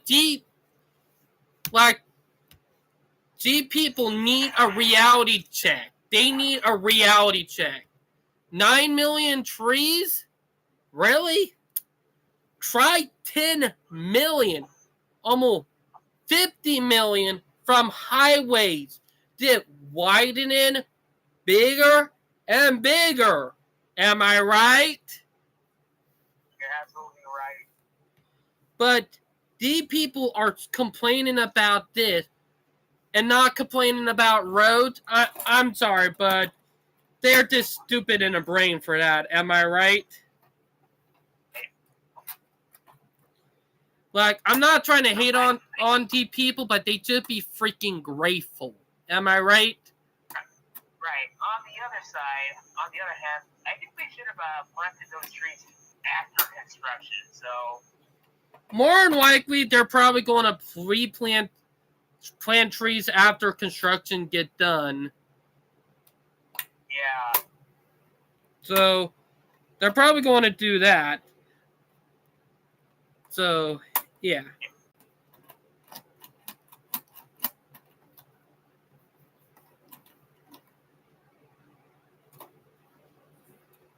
The train poses an even bigger threat to the area's water supply. Around the Yucatan Peninsula, there are many large underground caves that are filled with water, known as cenotes locally. These cenotes provide water not only to the people living here, but also to all the wildlife that calls the Yucatan their home. The original route of Tren Maya largely avoided these caves, but when major hotel chains in places like Cancun asked for the line to be rerouted so it wouldn't disrupt their traffic, the government obliged. Now, in some places, the layer of rock between the tracks and the water is only inches thick. You can imagine the threat posed to the region were something to happen to these water sources.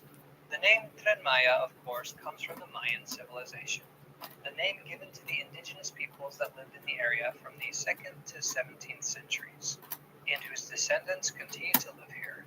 The Mayan language is spoken by millions of people in the area today. Part of the reason why Tren Maya was built was to allow tourists to easily travel between beach towns and archaeological sites. The region is a treasure chest of artifacts. Just think of the famous pyramids. But the construction of the railway puts many archaeological sites at risk. There's a really good immersive article written by the Washington Post that follows one of the lead archaeologists. It's linked in the description. I'd encourage you to read it. Alright, Brightland, I do want to say this. The people who are complaining about that should be complaining about the highways. Am I right? Like, this thing, they complain about shit like that, but they never complain about the road. Am I right? Like, they seriously complain. Like, if you're complaining about that and not complaining about the road, then why not we build a road right through an aqua site or right through one of them water resources? Am I right? Having cars, gasoline leak out of cars into the water? How about that? Instead of a clean electric train.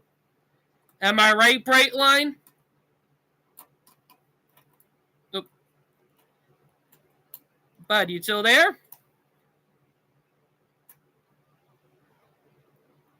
dang it, I have my mic closed. Oh, that why? But what were you trying to say? I was agreeing with you. Basically, what you said is true. I mean, it's the hypocrisy. They had never called out. I mean, not Washington Post, but no one has ever called out the interstate system. Like, You know what? heck, I'm willing to call out the interstate, and like these people who live there should have a reality check saying, "Oh my God, the car is more harmful than the train." Am I right? They should have that reality check. Am I right? Because they complain about an electric train going right through the forest. And I mean right through the forest and going over the water resources over archaeological dig sites. But they never complain about cars and their roads blowing right through all the even worse. and car leaking out gasoline and oil into the water resources. Am I right? Right. Like, they should be counting a victory like saying, it probably better than having a freaking 8-lane, 10-lane interstate or highway going right through the forest over rain areas, or not rain areas, but water resources and over it's like destroying everything and destroying with noise too, you know? I mean, basically, possibly those podcasters might be the bus companies that operate such buses to and from the Yucatan Peninsula. Yeah, to be honest, that's my pick.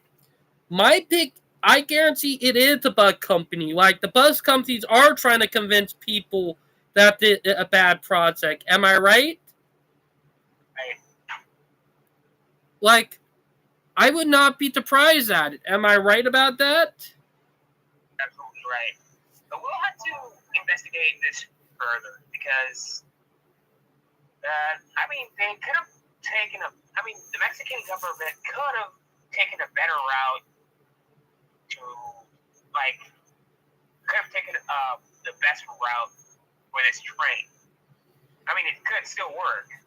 They probably did figure out that it was probably the only good route, and probably the other route would have caught more and destroyed people's homes. They probably realized that because, really, they were probably trying to find the least damaging route. Am I right? Right. And it was probably the least damaging route out there that they picked. Now, cars, on the other hand, the routes that they pick are probably even more damaging. Am I right? But let's get back to the video. Alright, I think we need to investigate. I think Demetrius would actually investigate this a little bit further to see which routes. I mean, there could be alternate routes out there that are better than this route, than the route they've taken. So who knows? But sometimes you gotta bite the bullet when it comes to it. Like, it either bulldozing through people's houses and making people homeless, or going through a forest, you know? What I learned is that people who sometimes go right through neighborhoods, like bulldoze neighborhoods to the ground for the car instead of going through a forest, are more hated than those who go right through the forest. Am I right? you know what? Yeah, time will tell if this is a best investment, if this would be the greatest investment ever, or the worst investment ever. Because there's no in between. There's no in between. You got that right, but I think it might be a good investment. Because, trust me, people will ride it, you know? If it's cheap and faster than a bus or a plane, with that area, plus with it being with police on board and probably a lot safer from cartel, people are going to take that more than anything else. Am I right? Because it would be as safe in a way. But let's get back to playing the video.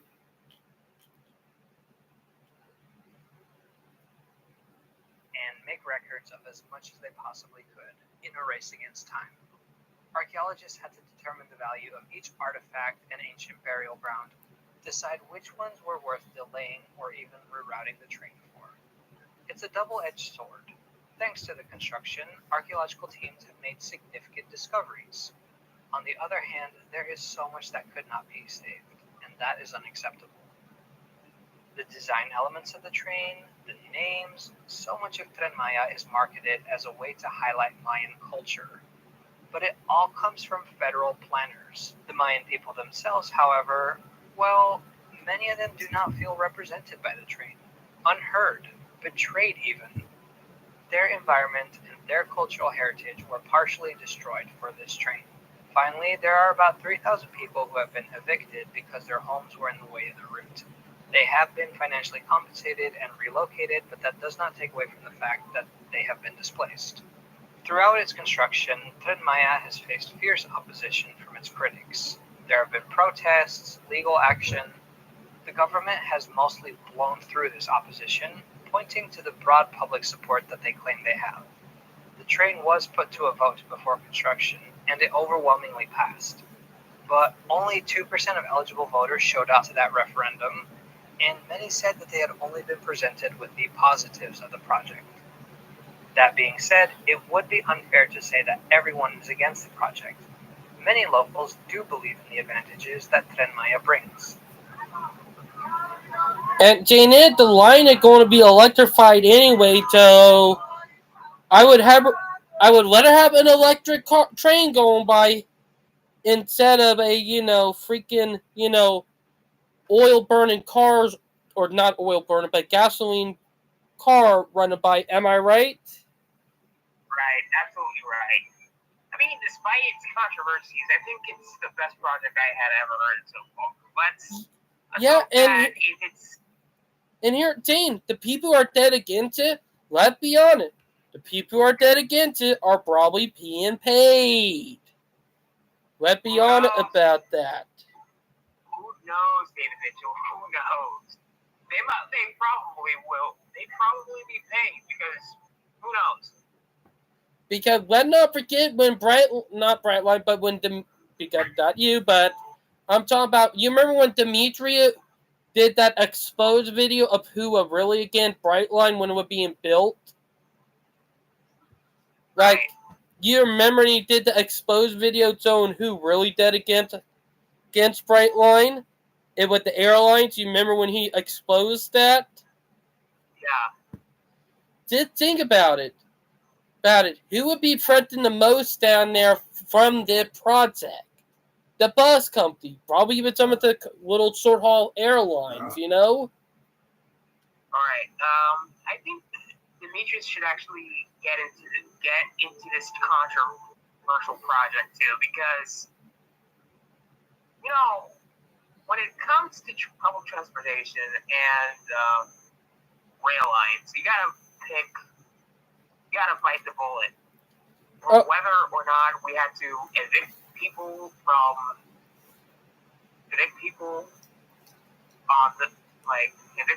who are actually on the route.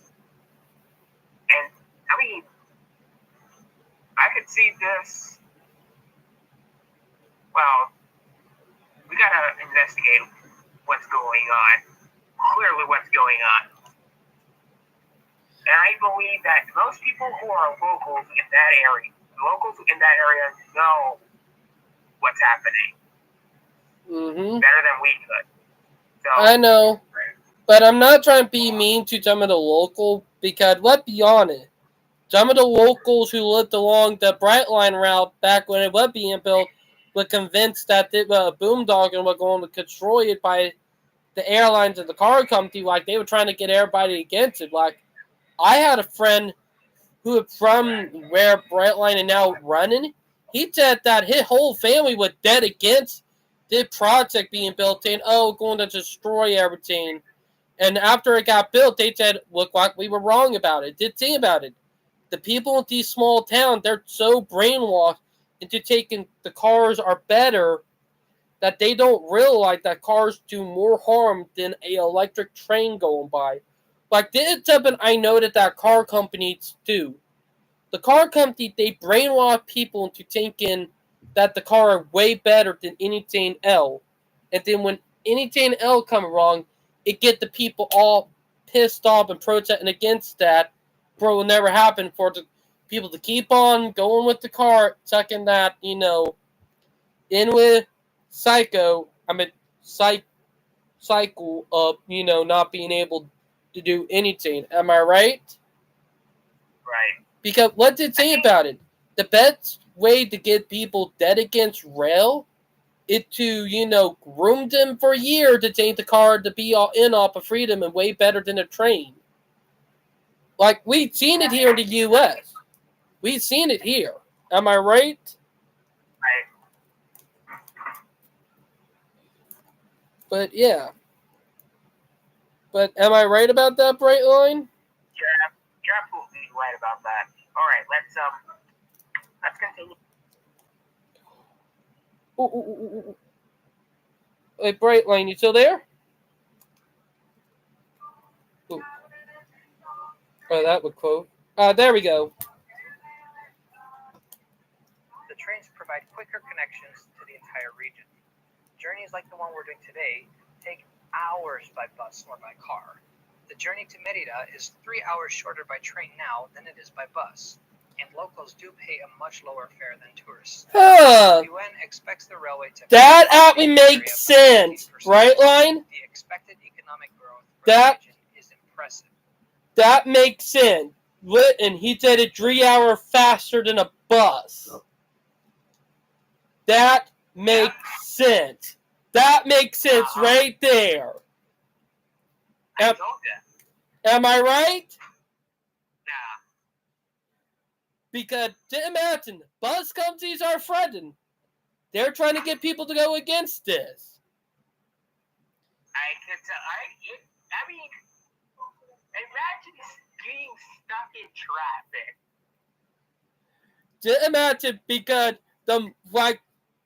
the moment he said that train was 3 hours faster than a bus, the moment he said that, the puzzle piece added together to like what I said. Am I right?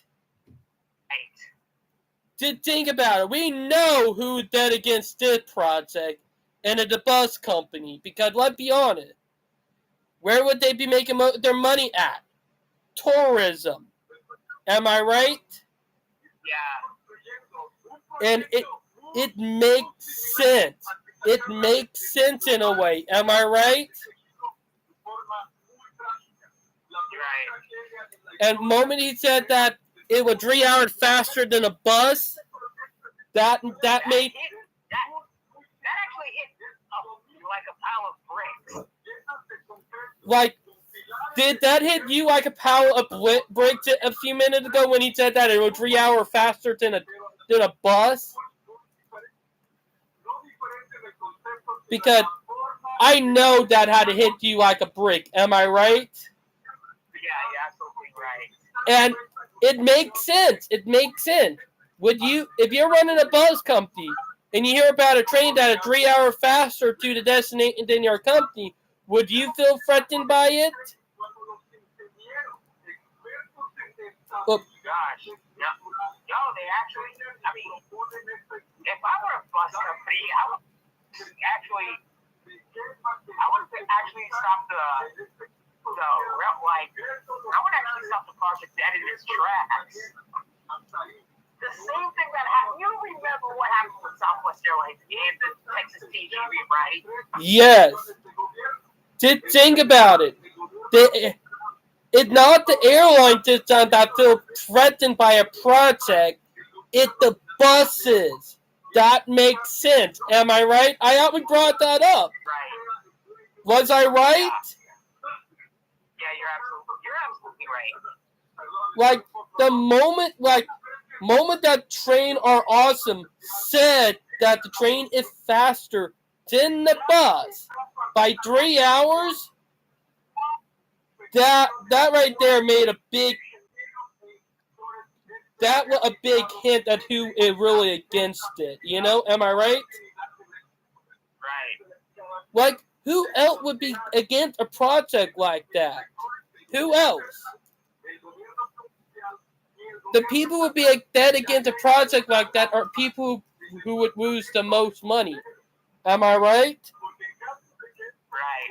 The people who would lose the most money are the one who would be dead against it. And surprise, surprise, it's the bus companies. Am I right?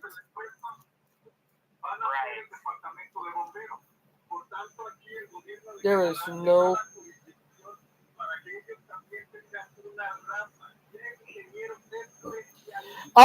That one person in a car lover, UT hit profile, you know? Yeah. To be honest, like did the other thing, like car company brainwash people so much into being against passenger trains here in the U.S., Mexico, and Canada. It's so crazy and awful. Am I right? But yeah. But am I right about that, Bright Line? All right. All right.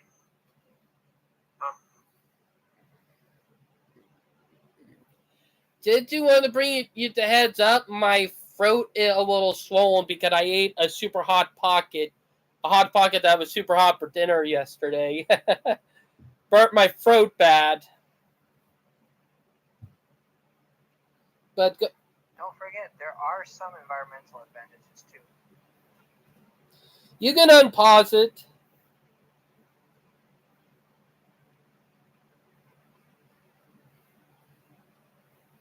This train runs on clean biodiesel, but once this full system is up and running, the majority of trains will run on electricity, at least for part of their journey.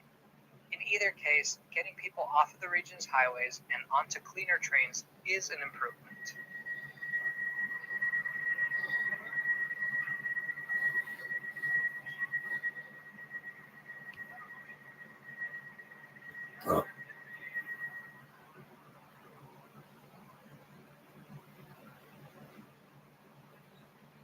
I see they got a middle track for freight. Meaning freight will also be running on that line too. So that'll get soon.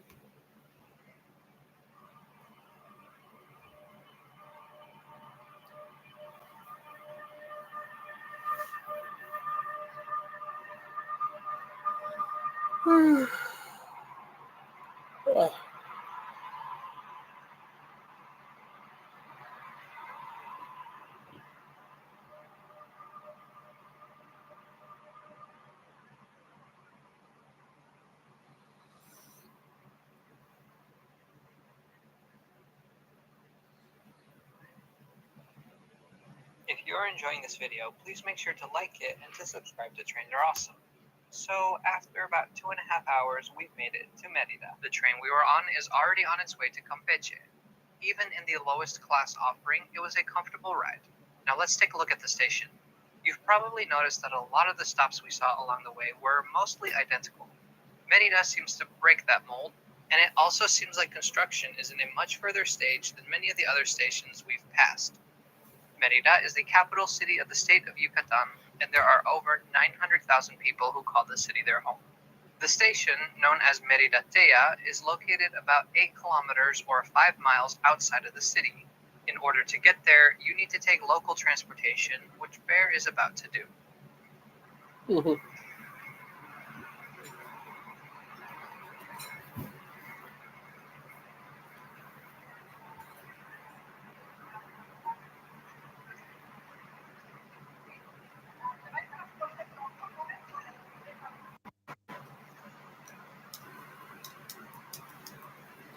It probably gonna be a bus if I'm right. Am I right? He probably gonna be taking a bus. In conjunction with the opening of Tren Maya, the city has made huge strides in modernizing its bus network. We're hopping on a brand new electric bus rapid transit vehicle. It's encouraging to see how this region has been making large improvements to its public transportation network. Unfortunately, the bus was still very slow. Bear spent most of his time in Merida trying to get to Merida.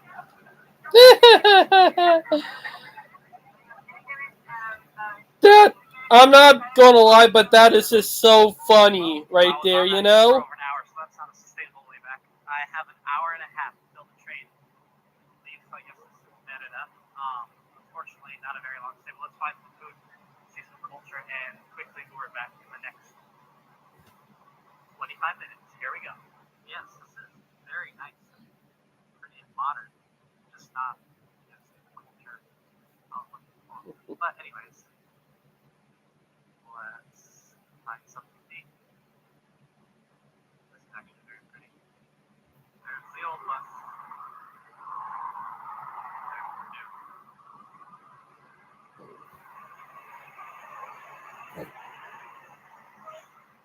The city's incredibly colorful, as far as I can tell.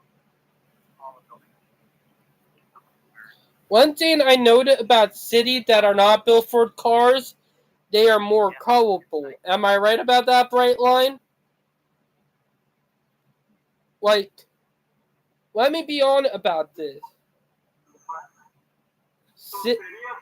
It's so funny, am I right? Yeah, you're absolutely right. I actually live in a city that is really colorful. It's insane. Car culture literally destroy, and I mean destroy, infrastructure that was meant for people. Am I right? I always say this. We tear our walkable and transit-oriented city down, pave over it for cars. Our cities were built for people, and we bulldoze that down to the ground for cars. Am I right about that? You're absolutely right about that. But, yeah.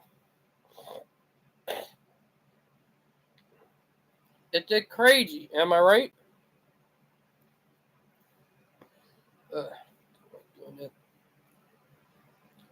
But, yeah, let's get back to the stream.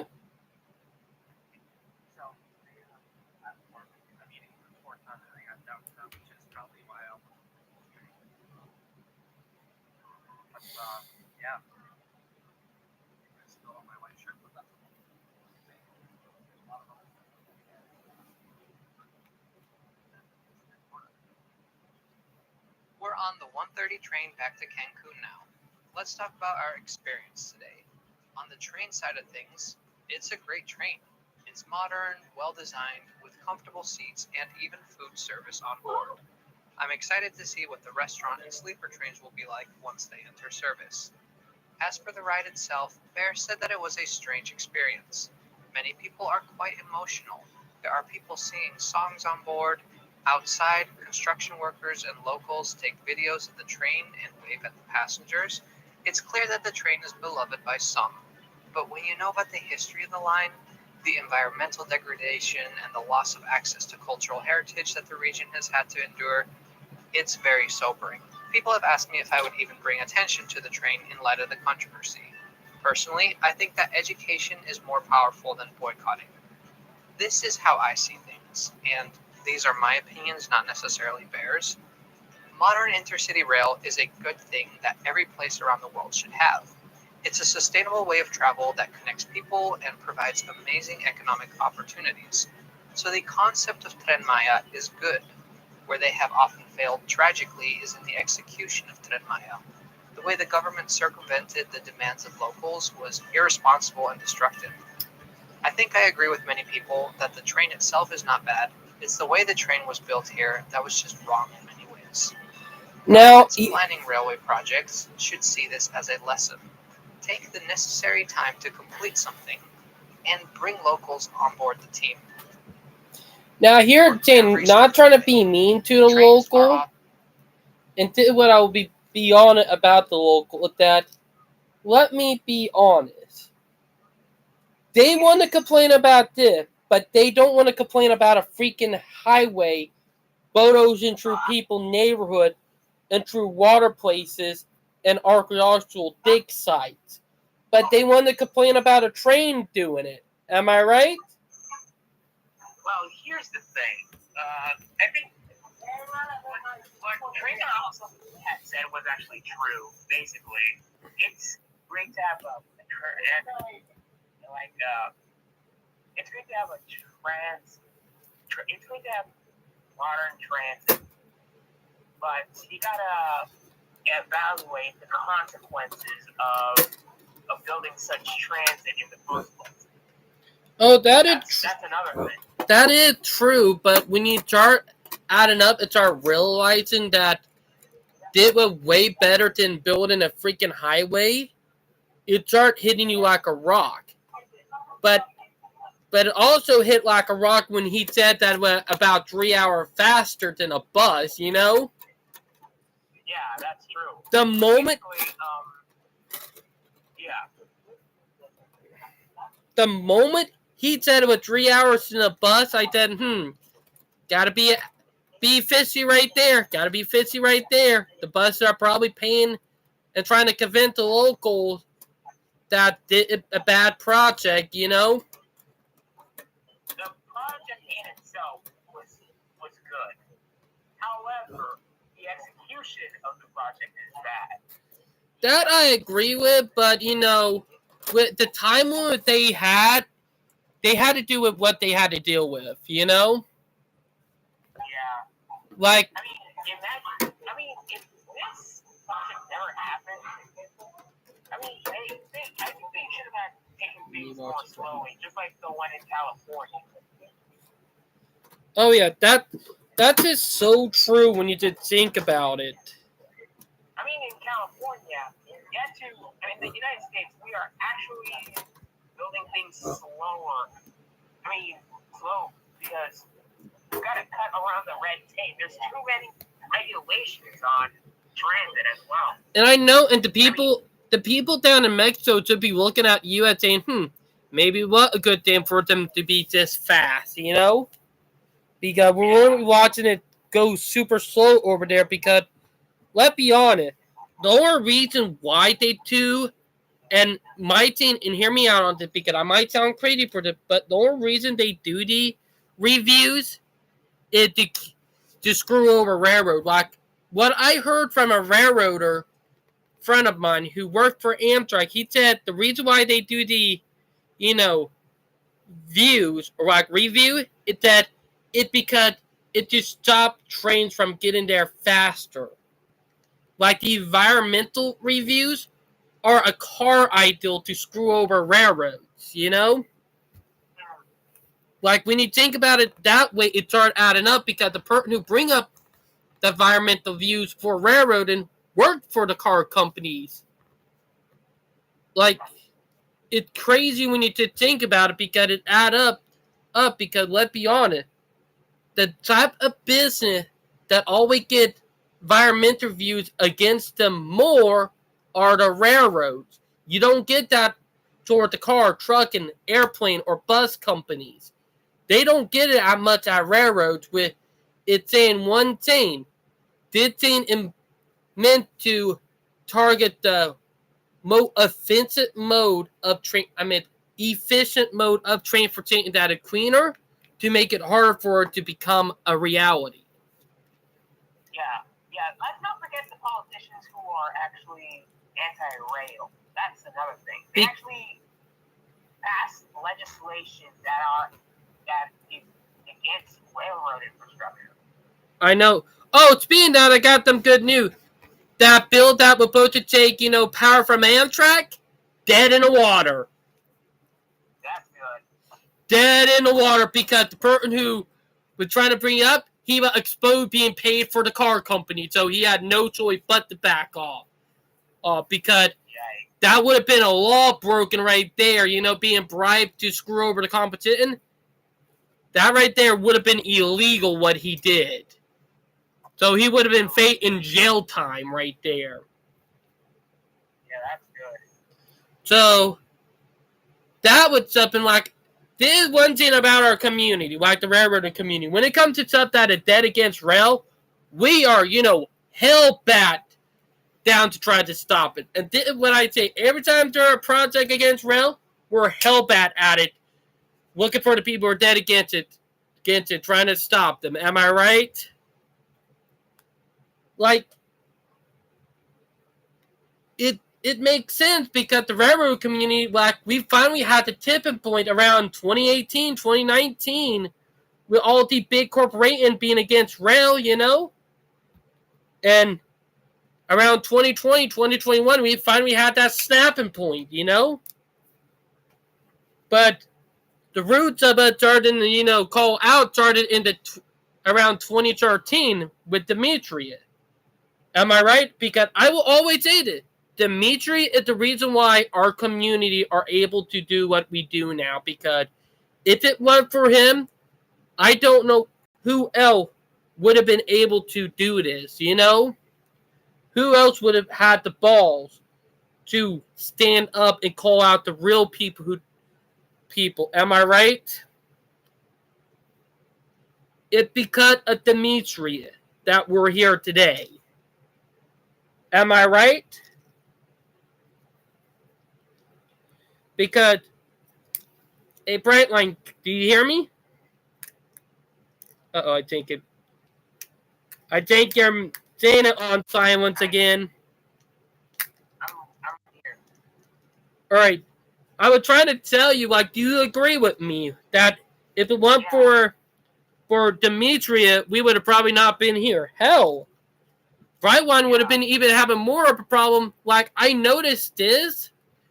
The protest and stuff against Brightline started to dwindle and started to stop after Demetria made his video back in 2014 and 2015.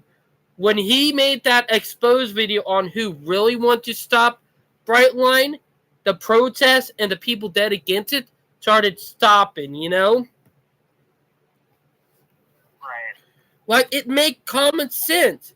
If you have a big enough media face like not you, but I'm talking about Dimitri with the amount of people that follow him, it expired. Am I right? You're absolutely right. Because let me just say this. The airline, and I've been hearing about it, that from Dimitri, that some airlines like making it hard for him because they know who he is. There were one time, oh God, that loud. But there was one time he told me in a private call one time that he told me exactly that he got, put on a different plane but headed to the same route but take longer because of who he is, So the airline, they know who Dimitri is. And because of him, they make it hard on him because they know who he is and know he is screwing over their business model. You know what I mean? But am I right? You're absolutely right, though. Like, it's so crazy when you use common sense and you start realizing that the people who are really against rail are the ones who would lose the most money from the competition. And with the video we did watch, that proved, when he said that a 3 hour faster than a bus, that proved a big point. And I mean big point. This is my point. When something is more efficient and faster than what the competition have, and they don't like it, they're going to try to find a way to stop it. Am I right? Like, we've seen what happened down in Texas. We've seen what nearly happened in Florida with the airline trying to, screw over Brightline. And we've seen how they're trying to do it to California high-speed rail and with their felon. Badly, Because here's my point.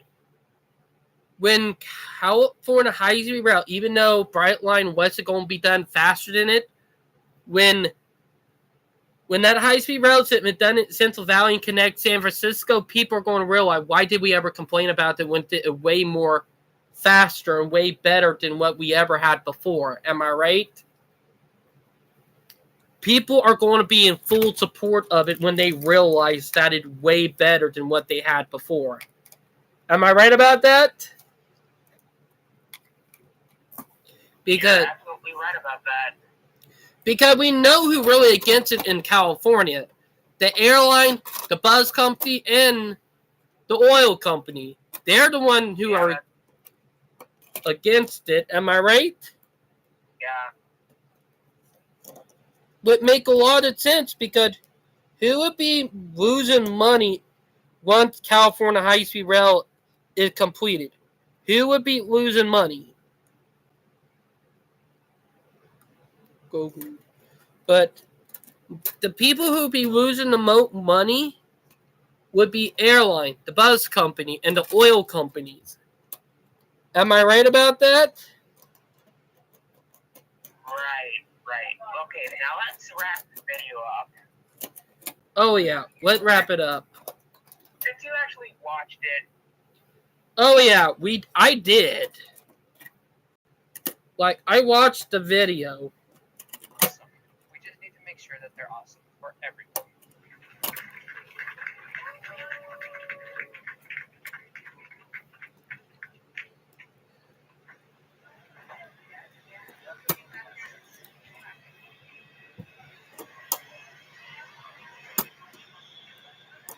And with that, we're back in Cancun. It's just a short bus ride back to the hotel. Thanks so much for watching today. Our next video will be our Christmas special. Stick around. Subscribe to Trains Are Awesome. That'll be today, am I right? His Christmas special that he's talking about.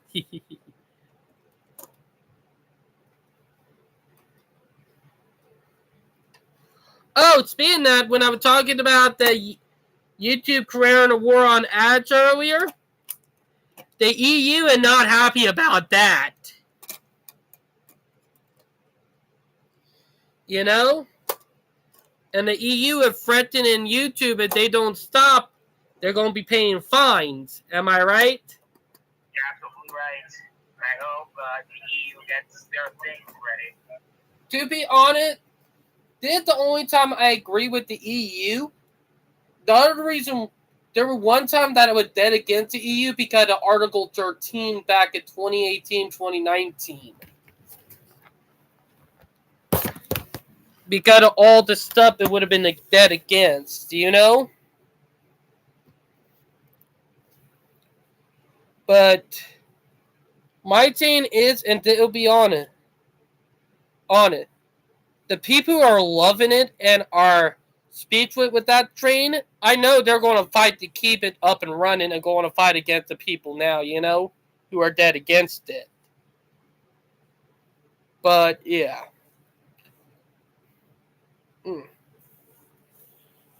But, oh, speaking of that, Brightline ended up hitting someone yesterday. I forgot to say that, bud. But I think your microphone is lagging again. Oh, I'm here. All right. The only reason I said that because I could not even hear you there for a minute. Right. So, yeah. Brightline is talk about ending. All right. Let's talk about. All right. Basically, talk about ending the year 2023 with a bang.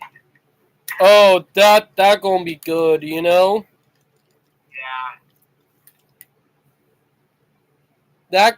That gonna be a good thing, you know what I mean? Yeah. Because that's something I'm looking forward to in a way. Yeah. Yeah. So I mean, Brightline ended 2023 with a bang, but with the bad kind. Oh, I know, because they hit someone. Well, Yeah. Now with them in 2023, beginning 2024, you know it's gonna be a good year for them, you know. And seeing it, they're the most successful railroad company in the 21st century that is not a freight carrier in the U.S. Speaking of that, I think I hear the first train in. Without a train getting ready to go by? Yeah. I think we had a train coming. Oh, I see. All right, let's actually watch this video. Cowboys fans during the Dolphins game. Look, to be honest, Brightline, I can't show that on YouTube. Are you forgetting the NFL would go after it like hotcake, even though it's a live stream? No, it's not. It's not. Well, it's actually a reaction video, so hey. Oh yeah, look like we might have a meetup between a freight train and Amtrak. Oh gosh. If Amtrak is running on time, because Amtrak will be passing through in about 20 minutes. All right, let's go on to the news segment. Okay, let's start at Google.com. Let's check on CSX. Speaking of that, it's about Son, you haven't seen a train all day long, right? Nope, no train went by since I woke up. Around 11:10. I slept in till morning. Like I slept in. Like I did not woke up until around 11. Oh gosh, CSX having another derailment in Ohio. Oh no! Oh God! That happened yesterday. I was working On Christmas Get what? Eve. Train derailment in Ohio. Okay, I'm not Oh gosh. Oh, come on! I wanted you to say it, Val. Right one. I'm trying to get Val to say slag like Ohio. She won't even say it. Ah! But, Jesus. Let's get back to the news. Yeah, the timing is bad, though. Really, really bad. Ooh, that I have to agree with. What's on Christmas Eve? Ooh.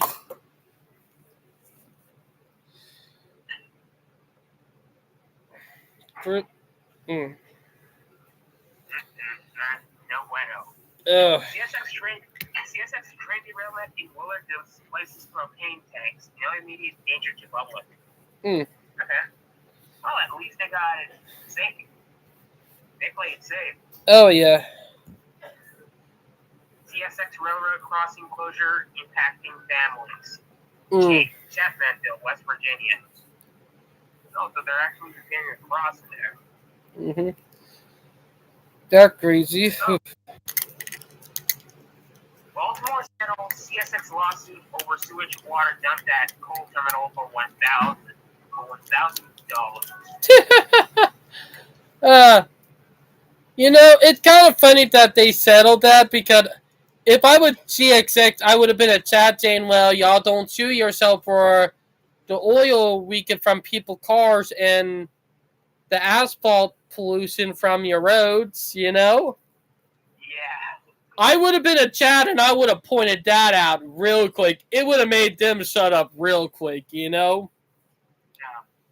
The derailment happened on Willard Rail Yard, so it's on a rail yard, so Mm-hmm. gosh, I mean, derailments like this happen every day. I know. Most train yard derailments happen every day, but they don't ever talk about them that much on the news. Yeah.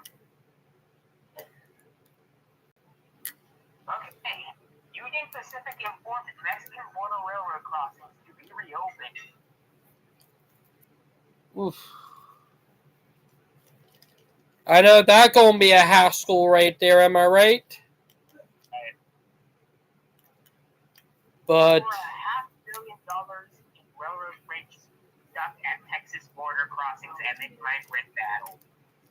oh, well, that's a problem. Yeah, Union Pacific is having that problem. Not just Union Pacific, BNSF, CPKC might be having that problem too. Mm-hmm. All right, that's enough. Mm-hmm. Oh, two railroad crossings. Okay, never mind. It's mostly about border crossings. Do you be? Oh, here's something. Here's something besides border crossing. Eagle Pass, El Paso rail crossing. Okay, that's okay. Okay, never mind.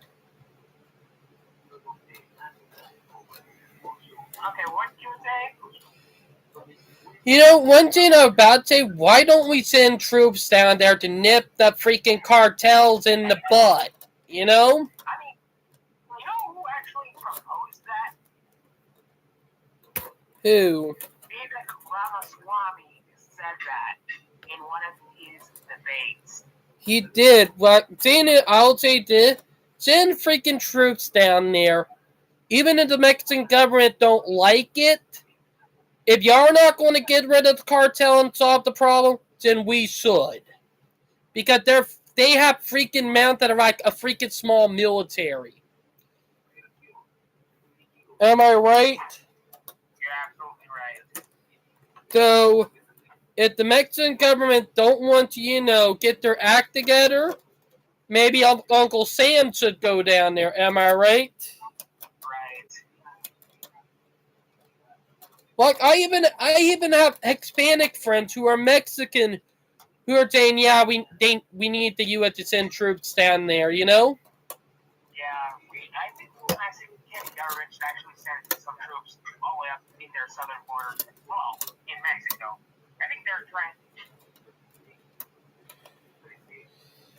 Look, I think they should actually send Mexican troops up in the border as well. We don't. you know what funny thing is that Mexico is building a border between them and Central America. Yeah. Ain't that funny, Yeah.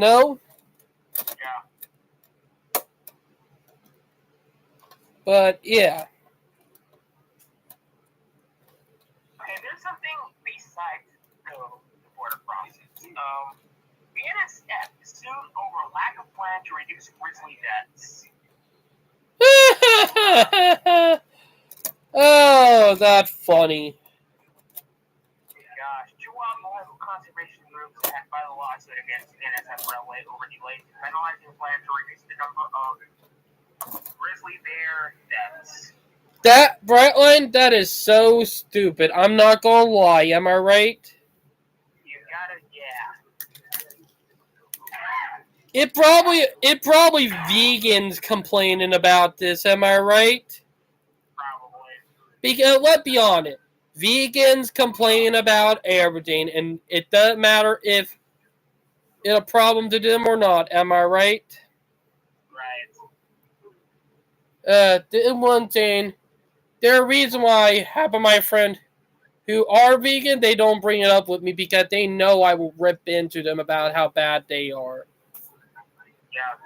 BNSF to issue permits to prevent congestion once Eagle Pass, El Paso Gateway is real.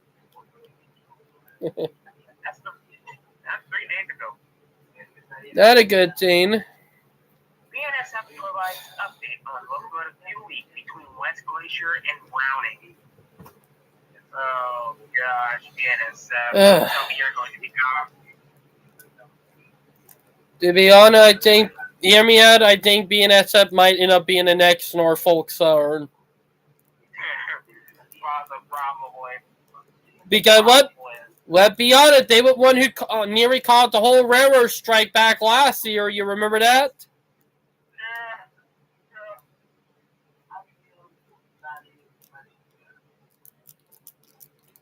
Oh wait, Grizzly's getting struck. It's by trains. Seriously? Grizzlies? You gotta be kidding. You got to be kidding me. Wow. And I thought I actually read the entire title. Grizzlies getting drunk. Who the heck is giving them alcohol? Probably some, hippie or vegan, That is so stupid. I'm not gonna lie, that is so stupid. Really stupid. You're not supposed to give. You're not supposed to give alcohol to anybody. Exactly, even wild animals. Yeah. That is such a stupid article. Okay, BNSF locomotive leaks up to 1,000 gallons of diesel while traveling through northern Montana. Mm-hmm. Oh, brother. BNSF, being BNSF. And I thought Norfolk Southern is the worst railroad in North America. No, BNSF and actually worse because, let's be honest, BNSF, they'll buy out any railroad that is their competition. Like, do you remember Montana Rail Link? Yeah. Montana Rail Link, they were back over 2 years ago, or technically over a year and a half ago, were about to be declared a Class 1. So they were about to become the newest Class 1 in the U.S. And BNSF felt threatened by it and threatened, Montana Railway saying, hey, if you're going to become a Class 1, we're going to screw you over because you only have interchanges with us, so we will deny you freight. And because of that Montana Railway had to lobby against him, turning them into a Class 1, saying, hey, we're not a Class 1, we're just a regional. And they telling them this.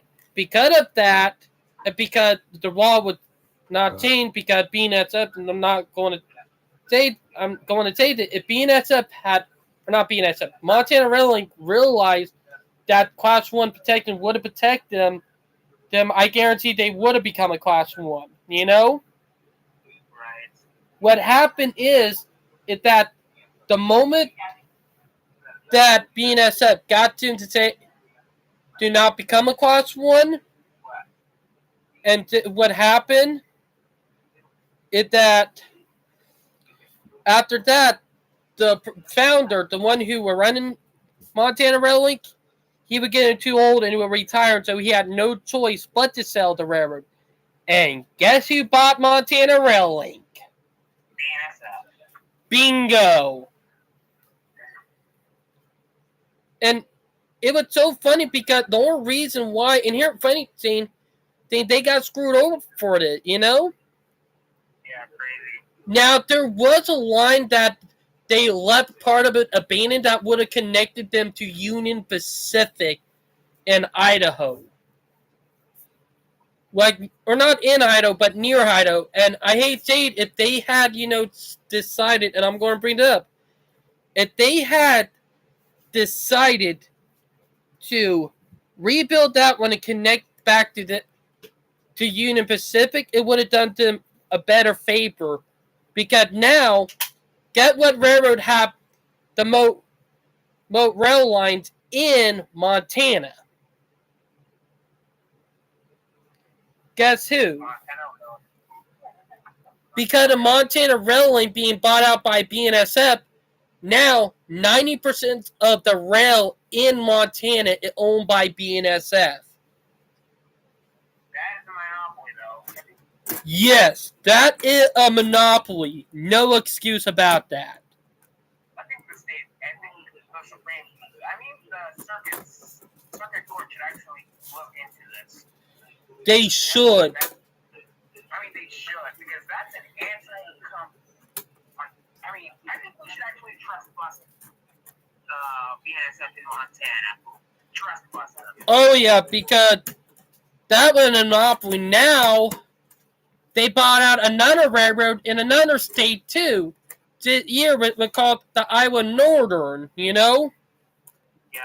And not a regional, but a Class 3. Yeah. The funny thing is, and the thing that I'm going to laugh about, because there are another railroad in Iowa that they won't ever be able to buy because the people who run it said we're not letting it be taken over, and that the Iowa Interstate. And funny thing is, the Iowa Interstate is expanding as we speak. And they're saying if the Iowa Interstate keep on doing what it's doing, it'll become a Class 1 by the 2030s, Yeah. Screw it. But, the regional railroads are going to be like, screw you, Class 1s. We're in business. To be honest, Brentline, I'm going to say that in next decade or so, we're probably going to be seeing either a lot of regional get bought out by Class 1 or a lot of regional becoming Class 1. If they're, I think people on the East Coast becoming a Class 1 railroad in the next decade. Again, because they was a Class 1 back all the way up until the 1960s. Yeah. Around the 60s and 70s, they got demoted to, Class 2. Because they did let their track maintenance go down, and now that Grupo Mexico is running them eventually, and what I'm going to say, because Grupo Mexico run a Class 1 in Mexico, am I right? And with that, God, the 40E coat might become a Class 1 itself in the future, you know? Am I right? BNSF investigating train derailment near Holbrook, Arizona. Ay. Derailments, as always. Yep, derailment as always. Yeah.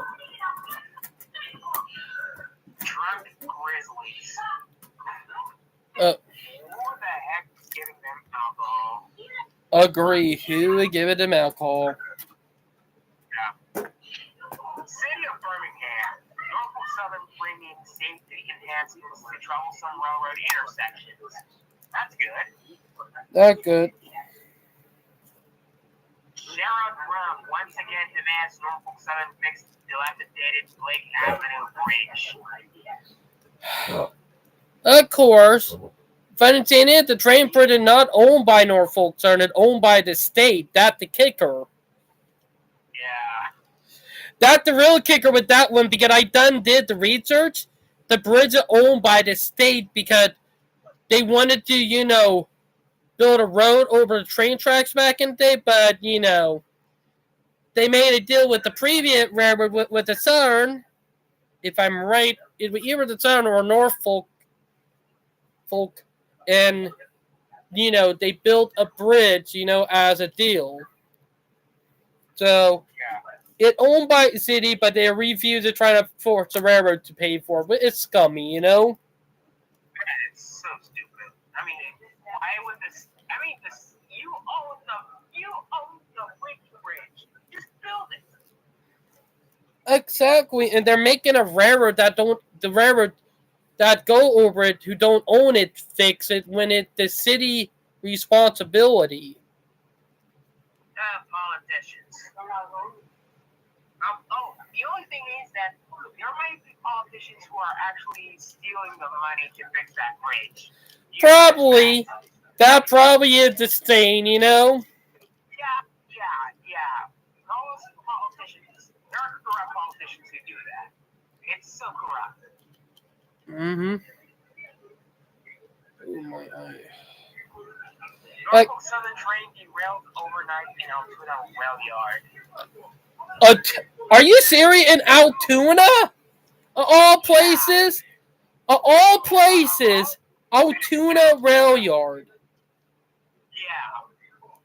That happened in Pennsylvania right there, on the Pittsburgh line. Am I right? Absolutely right. Heck, It was overnight. but not forget, Altoona Yard is very famous. Am I right?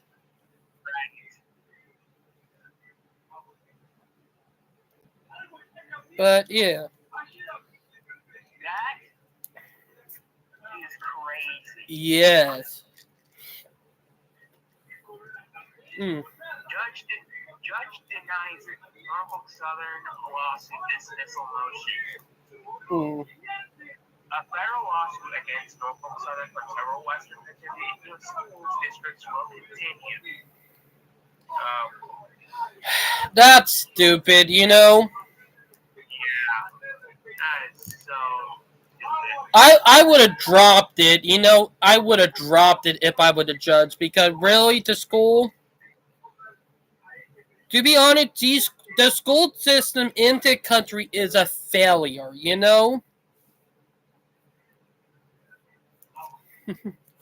Oh, speaking of that how we did 5 days week during the school week? Yeah. They're bringing that down to 4 days. So, yep, so kids might be getting a 3-day weekend here in the U.S. Oh, gosh. That's pretty good.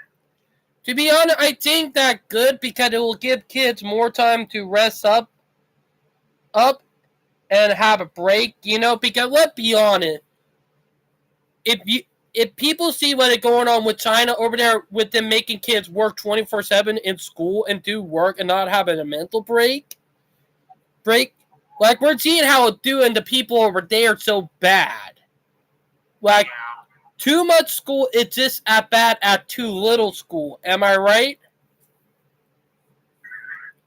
Like, Moji kids, they don't even get break. Like, I actually had a friend who, around his, technically he was 14 when he moved from China here to the U.S. and did the school district here. Even though the schools are bad here, you have a better sense of mental being, and you're able to take a break from, the bombardment of schoolwork. He said over there, you don't even get breaks. Like, literally, you're just constantly having to do stuff. Like, I'm serious. Like, Jesus Christ, the kids over there, their mental disability is not that good. And it probably worked for people with mental disabilities. Like us. But am I right? This article would actually make Alan Fisher angry. Prepare yourself. Oh boy. Cincinnati's Southern Railway buyer Norfolk Southern spent $6 million convincing voters to say yes. Oh. Oh, I knew it was going to happen. Even I know Alan Fisher is laughing right now because he called it out on his video. You remember that? He called this out. You know Norfolk Southern are going to have no choice but to give this railroad back to the state now that everybody know what really happened.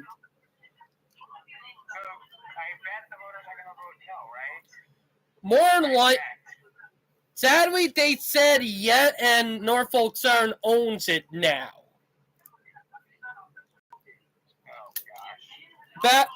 But the good news is that now that the people in the U.S. know about it, and the government probably know, Norfolk Southern might have to give it up and give it to another railroad, Maybe a class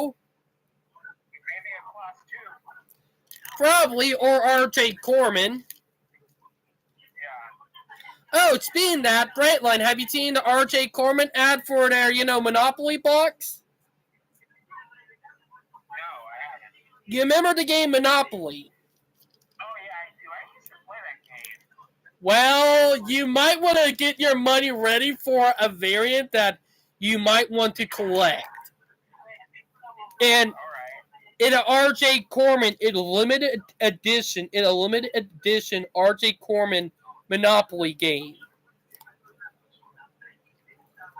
So I know you're probably going to want that. Probably. All right. Basically,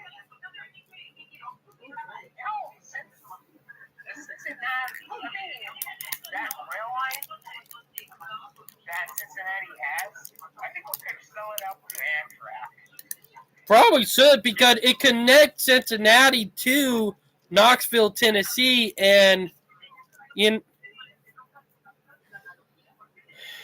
so it would be good for an Amtrak route because it connects two big cities. Yeah. So it would be a good thing. Yeah, it would be a good thing. Imagine Amtrak operating freight and passenger trains. Well, Amtrak did operate freight at one time back from the 90s to the 2000s, but the freight railroads did not like that. So, I think Amtrak should actually get this opportunity again. To be honest, the freight railroad, if they find out that Amtrak is doing this, like, Oh my god! like, Down in Ohio, flying in Ohio, jumping in Ohio. No. the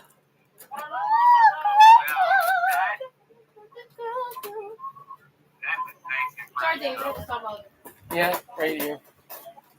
lost media, the internet. But I will say this, Brightline, is that I think Norfolk Southern will have to give up that line soon with people now knowing that Norfolk term, blind people to say yes. Down in Ohio. Yeah. Because that is a rigged vote, and we all know rigged votes are illegal. My little pony. My little pony.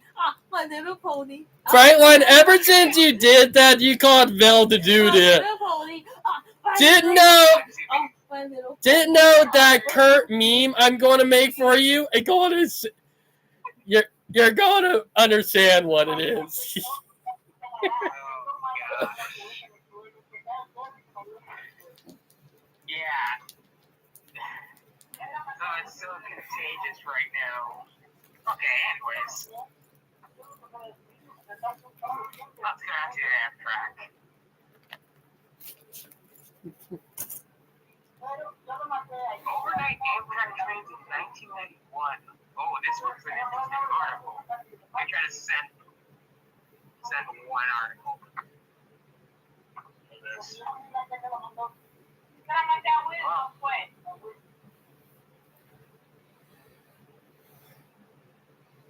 Ooh. Oh, but I am going to make a curse meme to get back up right line, just for a joke. I was supposed to do that during this live stream, like before I did the live stream, but I completely forgot. Alright. Overnight Amtrak trains in 1991. Nice. That's cool. Genesis of Amtrak Superliner cars. Wait a minute. I mean, remember those Superliner cars were... I remember both, not almost some of them. Southern Pacific using those Superliner cars, am I right? Yep. They had the single and double stack Superliner car. You had two different Superliner cars back in the day. Now you just have one variant. Yeah. If you go back and look at the Superliners back in the 90s, you had different variants. You had the double stack variant, with the one that they still use, and you had the single variant. You know? Yeah, I know. Amtrak reaches next major milestone in transforming long-distance train service. Mm-hmm. That's cool. Mm-hmm. All right. What to expect in transportation news for 2024 from additional Amtrak routes to new flights destination? Oh, so Amtrak is adding new routes. That's time. And airlines are going to get new flight destinations. Let's hope they're not in the U.S., though. Yeah, with how everything's going, I think it won't be in the U.S. anyway. Yeah, imagine flying from the U.S. to North Korea. Oh my god. Oh my god. I'm about to butt laughing. Like, you now have North Korean. Now you are sent to a labor camp.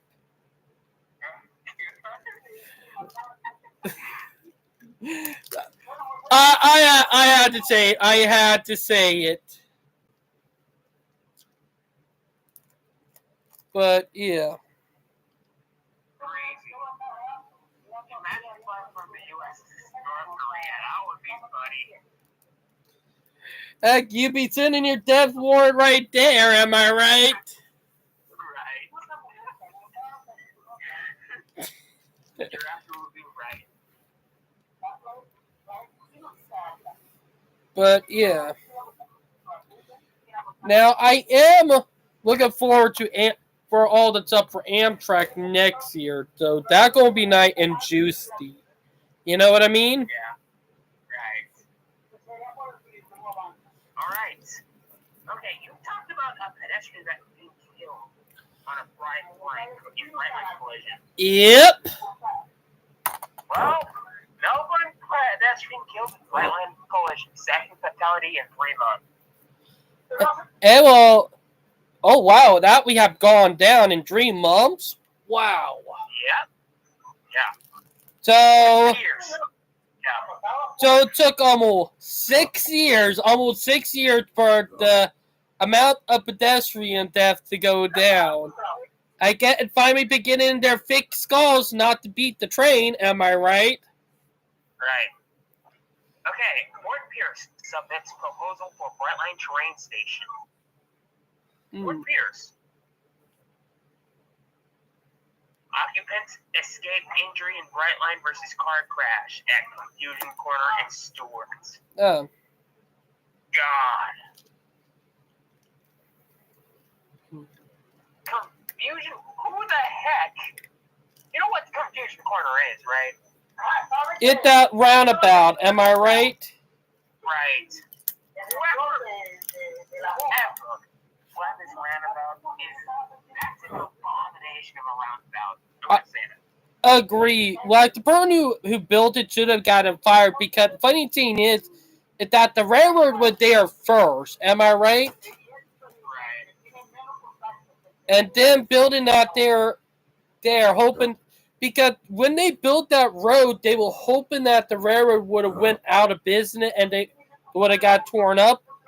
Like that was original thing. Like I talked to someone who lived there back when they built the road.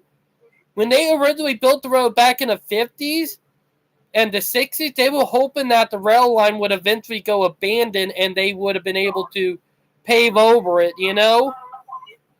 Right. And funny thing is, the railroad never went abandoned. So it backfired on them, am I right? You just gotta love it, you know? You got to love it when stuff like that backfired toward dirty companies, you know? Boy. But, yeah. It's crazy. Yeah, Brightline, this is from the Reason Magazine, from a libertarian perspective. Brightline is running a high-speed train in Florida without subsidies.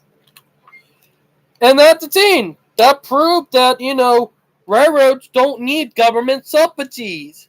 Like, you remember when Dimitri did that video explaining who are really getting subsidies back in 2014, 2015? Yeah. Like, if Brightline had not happened to ask the government for subsidy, it proved the point that the airline and car companies are the problem and reason why our country got destroyed. Am I right? Absolutely right. So, with Brightline doing what they did, it proved a freaking point. Am I right? Absolutely right. Fort Pierce, Stewart entered bids for new Brightline station. Crazy. Mm-hmm. We got multiple counties bidding for a Brightline station. Oh, speaking of that, you're going to love it, but it might be Disney's worst year ever. Oh, God. It's so funny that their 100 year of being at the company is probably going to be their worst year ever. And to be honest, judging by how everything's going, they might not last another 20 years. Right. All right, let's actually cover Tri-Rail next. Mm-hmm. Okay, Disney is, I know Disney is not having a good time. Tri-Rail's downtown Miami Link, a new chapter in South Florida's commute. Ooh. Yeah. That's a good thing.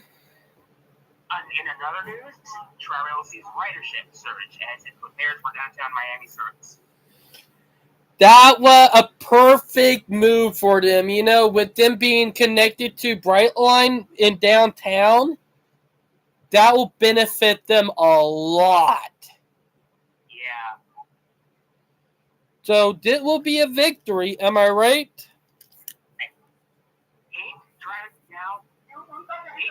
Downtown Miami, a major change on train tracks is coming soon.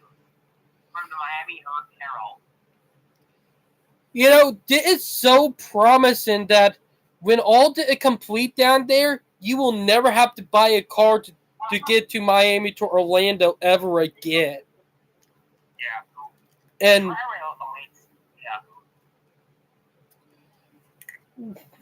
Did a big victory, Brightline. You know, did it big. Tri-Rail awaits green light to start operating from Brightline's Miami Central, South Florida Business Journal. Mm-hmm. Oh wait, speaking of empty train stations, what happened to Amtrak and their potential move to the Miami International Airport? It still happened, didn't it? It's not happening. Are you serious? I mean, in 2019, the last time I saw an Amtrak train was in 2019.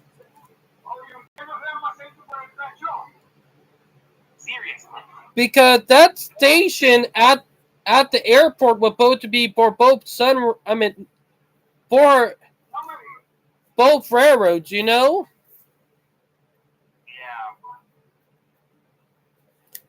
Yeah.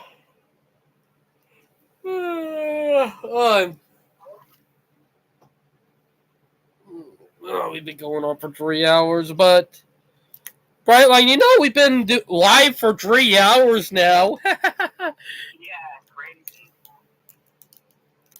Ironically, not Brightline, but Dimitri are not doing a live stream tonight. Yeah. So that ironic. Somebody started a live stream. A game for a live stream. Tom Rossi, Raiders versus 49ers. Live play-by-play and reaction. Oh. Yeah, there's going to be a game tonight. Baltimore Ravens versus San Fran. Oh, my stepdad are probably watching that game right now because he is here. Yeah. San Francisco 49ers. I'm thinking the San Francisco 49ers will possibly winning this game. Will be possibly winning. Oh yeah. And we only have a couple of weeks to go before the Super Bowl. Yeah. And I'm rooting for the San Francisco 49ers to win this game because I need to beat Baltimore so we can get the first seed in the AFC. Whoever has the first seed in the AFC will get to go to the AFC Championship. Will get to host the AFC Championship game. Well, to be honest, I'm hoping that 49ers make it because that's my team. Oh, yeah. As for the Baltimore Ravens, this could potentially be the. I mean, judging by the colors of the Super Bowl logo, this might be the Super Bowl of the century. Oh boy, might be. I mean, yeah. There's actually, this year's Super Bowl logo is based on the colors of the Ravens and the 49ers. So I think they got that script. I believe. We were joking about script writers. Oh my God! If both of them happens, and that gonna be one for the history books for football. Yeah, and everyone will be proving that. They will be proving the script writer thing not being a conspiracy theory or something. Sorry. But yeah, it's crazy in a way. But yeah. It is crazy. Yeah, crazy. All right, let's get down to the memes. Right now, let's get some Christmas memes going. Oh yeah, them Christmas train memes. Yeah. I'm talking about Christmas memes. Oh, Christmas Island?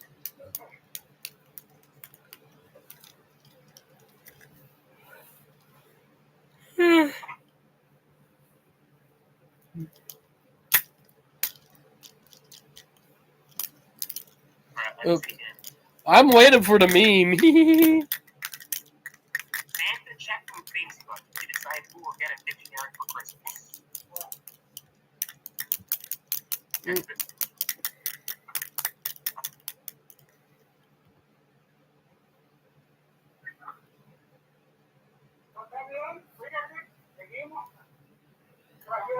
How ready are you for Christmas on a scale of 1 to 10?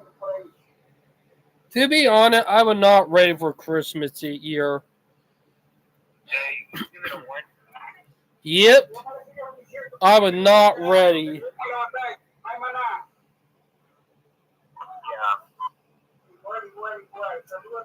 Me after seeing one screen of Christmas lights.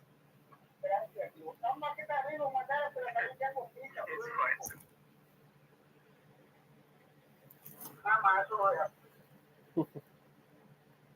That funny. Oh, sorry, did not mean to knock that over, Val. But Brightline, the most adorable meme.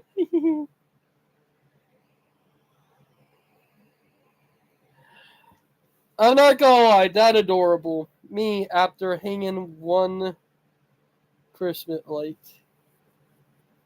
Already coming off with 3 funny memes, am I right?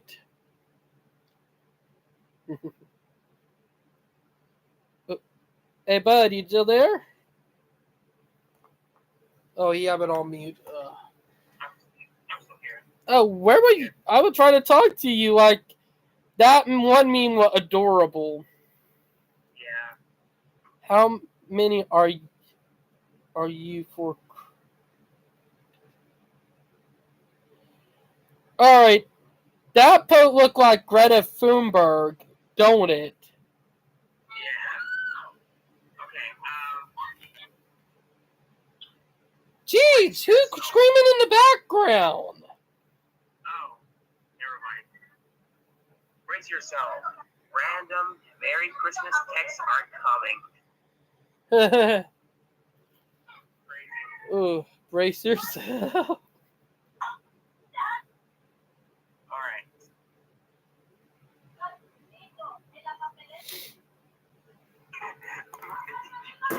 Christmas. Oh, this one's a funny one. You're gonna laugh at this one.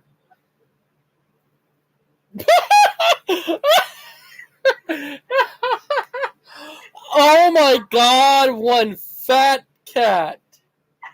Yeah, that was one big fat cat. Hey Val, turn around. What the hell? Turn around. Real. What did you get for Christmas? Fat. I got fat.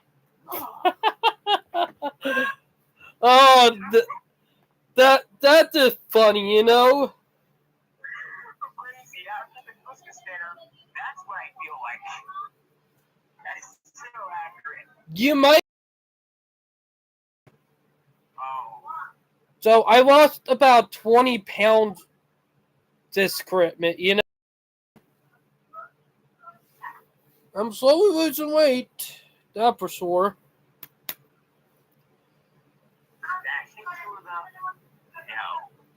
Dashing through the poop. Dashing through the. No, that's one miserable cat. That grumpy cat. Yeah.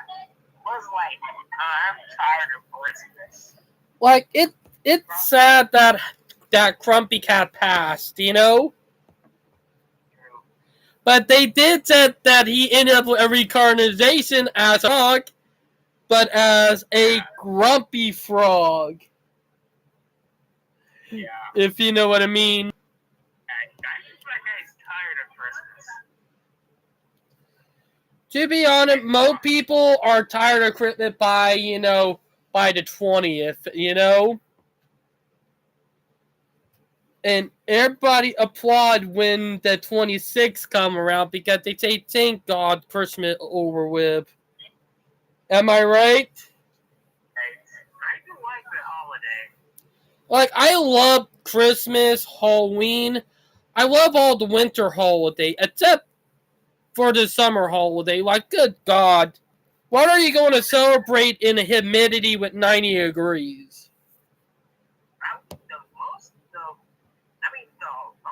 The holiday that I like is the 4th of July. I mean, come on. It mixed for me because I'm more of a winter person, you know? Christmas tree, zero Christmas tree. Ornaments are history. Oh, God!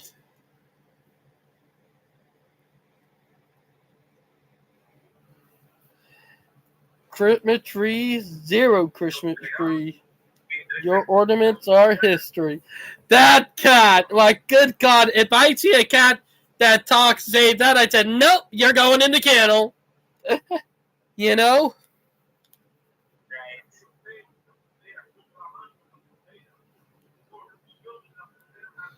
But, yeah.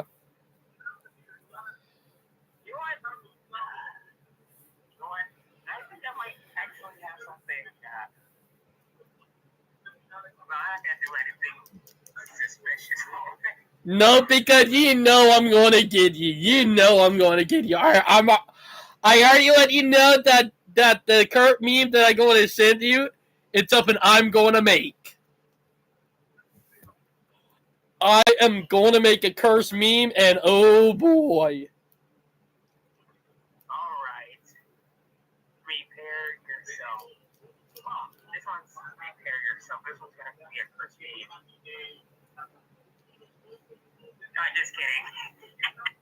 Psych! I gotcha. I have not seen any monsters in weeks. I haven't seen any mosquitoes in weeks. Or mosquitoes. Bro, the other thing I hate about summer is the mosquitoes. Oh, I agree. I'm sorry, but I hate mosquito because I'm Brightline, hear me out. I'm actually allergic to mosquitoes. I'm not even kidding. Every time I get bit by one, I literally break out with rashes and stuff like. I get a allergic reaction, you know? Yeah. Like, I'm actually allergic. Not deadly allergic, but annoying allergic. You know how we have a rating system? Allergic reaction to where it's annoying to where it's deadly? I'm on the lower end, you know? But every time I get bit, it's irritating, you know? Yeah. By the way, I get mosquito bites all the time, and I don't even feel them. And, well, when I do, it always causes, inflammation and eczema breakout. Like, my eczema don't do good when mosquitoes are around. Crazy. Mm. I know what I'm doing next time it snows. Oh my God, Brightline, you just made me have an idea with it one. Oh gosh, please. Oh, I will do this. I will. That looks like Shrek. It does. Brightline, have you ever thought about building... I'm going to be inappropriate about it. Have you ever built a dick in snow? What? Have you ever made a dick in snow? I have never seen snow in my entire life. Except in the fridge. I have. I've seen snow in my life. But it's been almost 6 years, you know? But I am a snow lover, you know what I mean? I know what you mean. I've never seen snow in my entire life. Brightline, you should get a chance. If you ever get a chance to come back to US during the winter time, head up to the Northeast. Alright. And trust me, you'll understand what I mean. I'm gonna freeze my entire body up there. Hey, well, one thing about winter is that you can keep on putting on layers and it will keep warm. Complete opposite with summer. Yeah. Meanwhile, in Canada, look how that looks like frosting. Brightline, that is not from Canada. That photo not from Canada. Wait, seriously? Look at the cars. Look at what side the cars are driving on. On the left side of the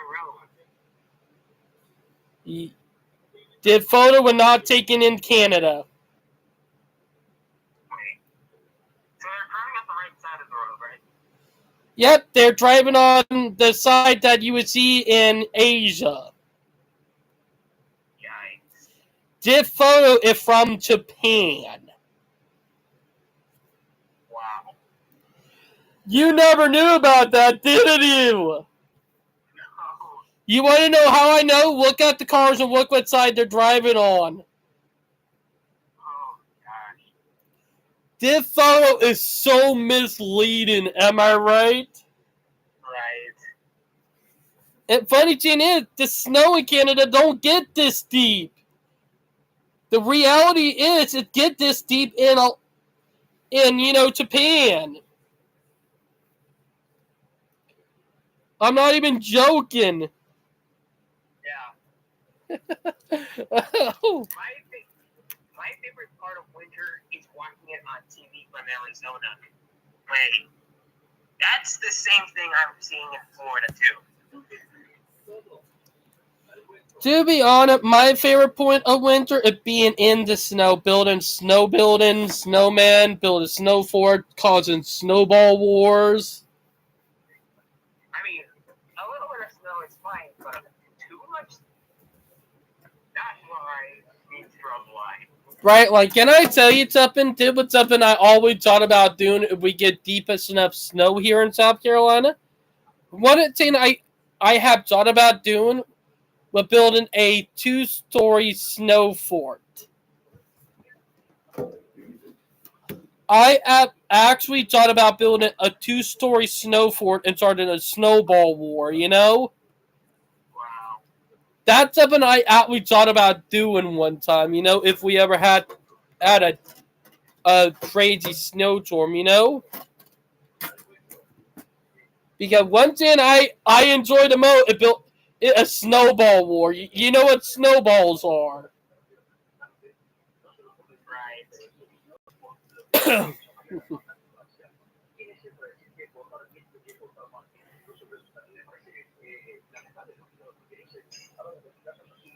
But yeah.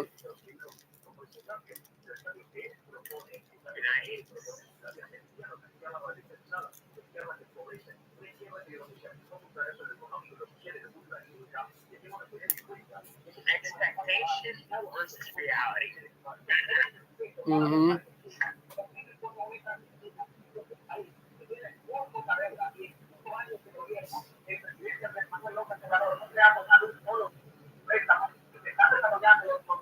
Funny thing is that here in South Carolina, it would be the top, you know? The reality for here in South Carolina would be the top, and the expectation would be the bottom, not even joking.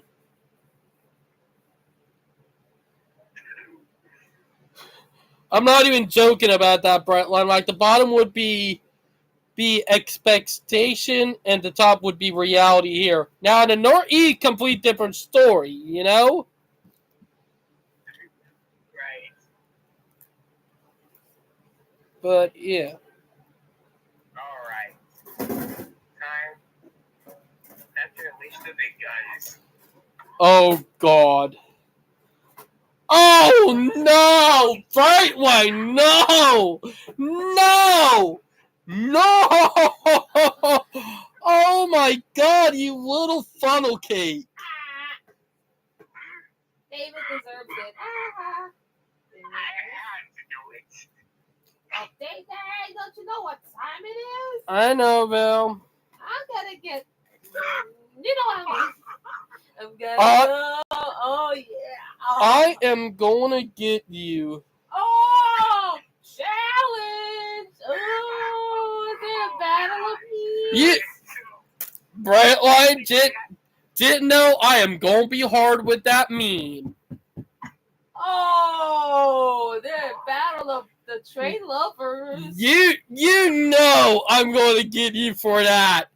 I am gonna get you. Oh, I'm actually dying of laughter. The reaction is so priceless. So priceless. And you know I hate My Little Pony. I just hate it. A little pony. A little pony. Oh, a little God. Pony, a little pony. A little pony. A little pony. Like, you know, Brightline, you know I get... You know I get annoyed at it.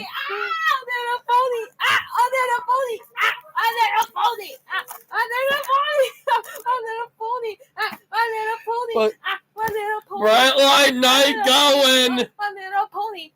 My little pony. My little pony. Your little my little pony. My little pony. My little pony. I do not like My Little Pony. I am pretty.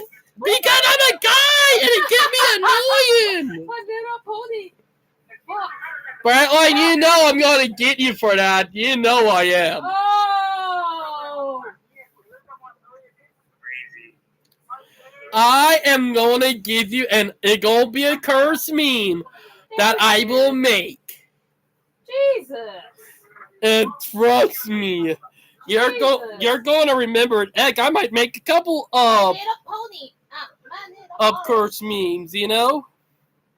David, the little pony. David, why don't you like My Little Pony? Because people like autistic. What? And if we're guy, we look like pedos. I'm not one. My little pony. Jeez. Like when you see that, you assume that the guy probably a you know what. Oh shit. But yeah. But Brightline, you know I'm gonna be working on a couple of memes. You know. I know. You won't see it coming, but you'll know in the new year. I know. I'm expecting that to come. Because I'm going to be working on that. Oh, this one's gonna be funny. My little pony. My little pony. Oh, the 2028 Oh. meme. oh my God. Well, I might get, divide comment Wanda, but it's funny, Yeah, that one's funny. That is funny, but, that one is a little controversial anyway. Yeah. What we... Alright. Hyper X. Oh gosh. Oh, the game has started. Alright, but it is getting late, Brightline, so Val gotta be at work at 5:30, and I gotta be at work at 8:30, but we had a good live stream tonight, that I'm not gonna lie about, am I right? Right. But didn't know I'm gonna come back harder than ever. There comes Miss Little Pony, quiet as it can be. Like, didn't know. But yeah. Oh, I just heard that funny noise in the background. Speaking of that, One more meme? okay, I think that's enough memes right now. I'm actually watching the game. Oh gosh. Alright. The San Francisco 49ers have a safety. Oh, alright, well, I hope everybody enjoyed the live stream. I hope everybody enjoyed me and Brightline had a good night with meme and stuff tonight, talk about railroading, game and stuff and all of that. And I hope everybody had a Merry Christmas. So please like and subscribe. I hope everybody is going to have a Happy New Year. And we'll talk to you later. Y'all have a good night. Am I right, Brightline? You're absolutely right. Bye, guys. And please like and subscribe. My Little Pony. Bye.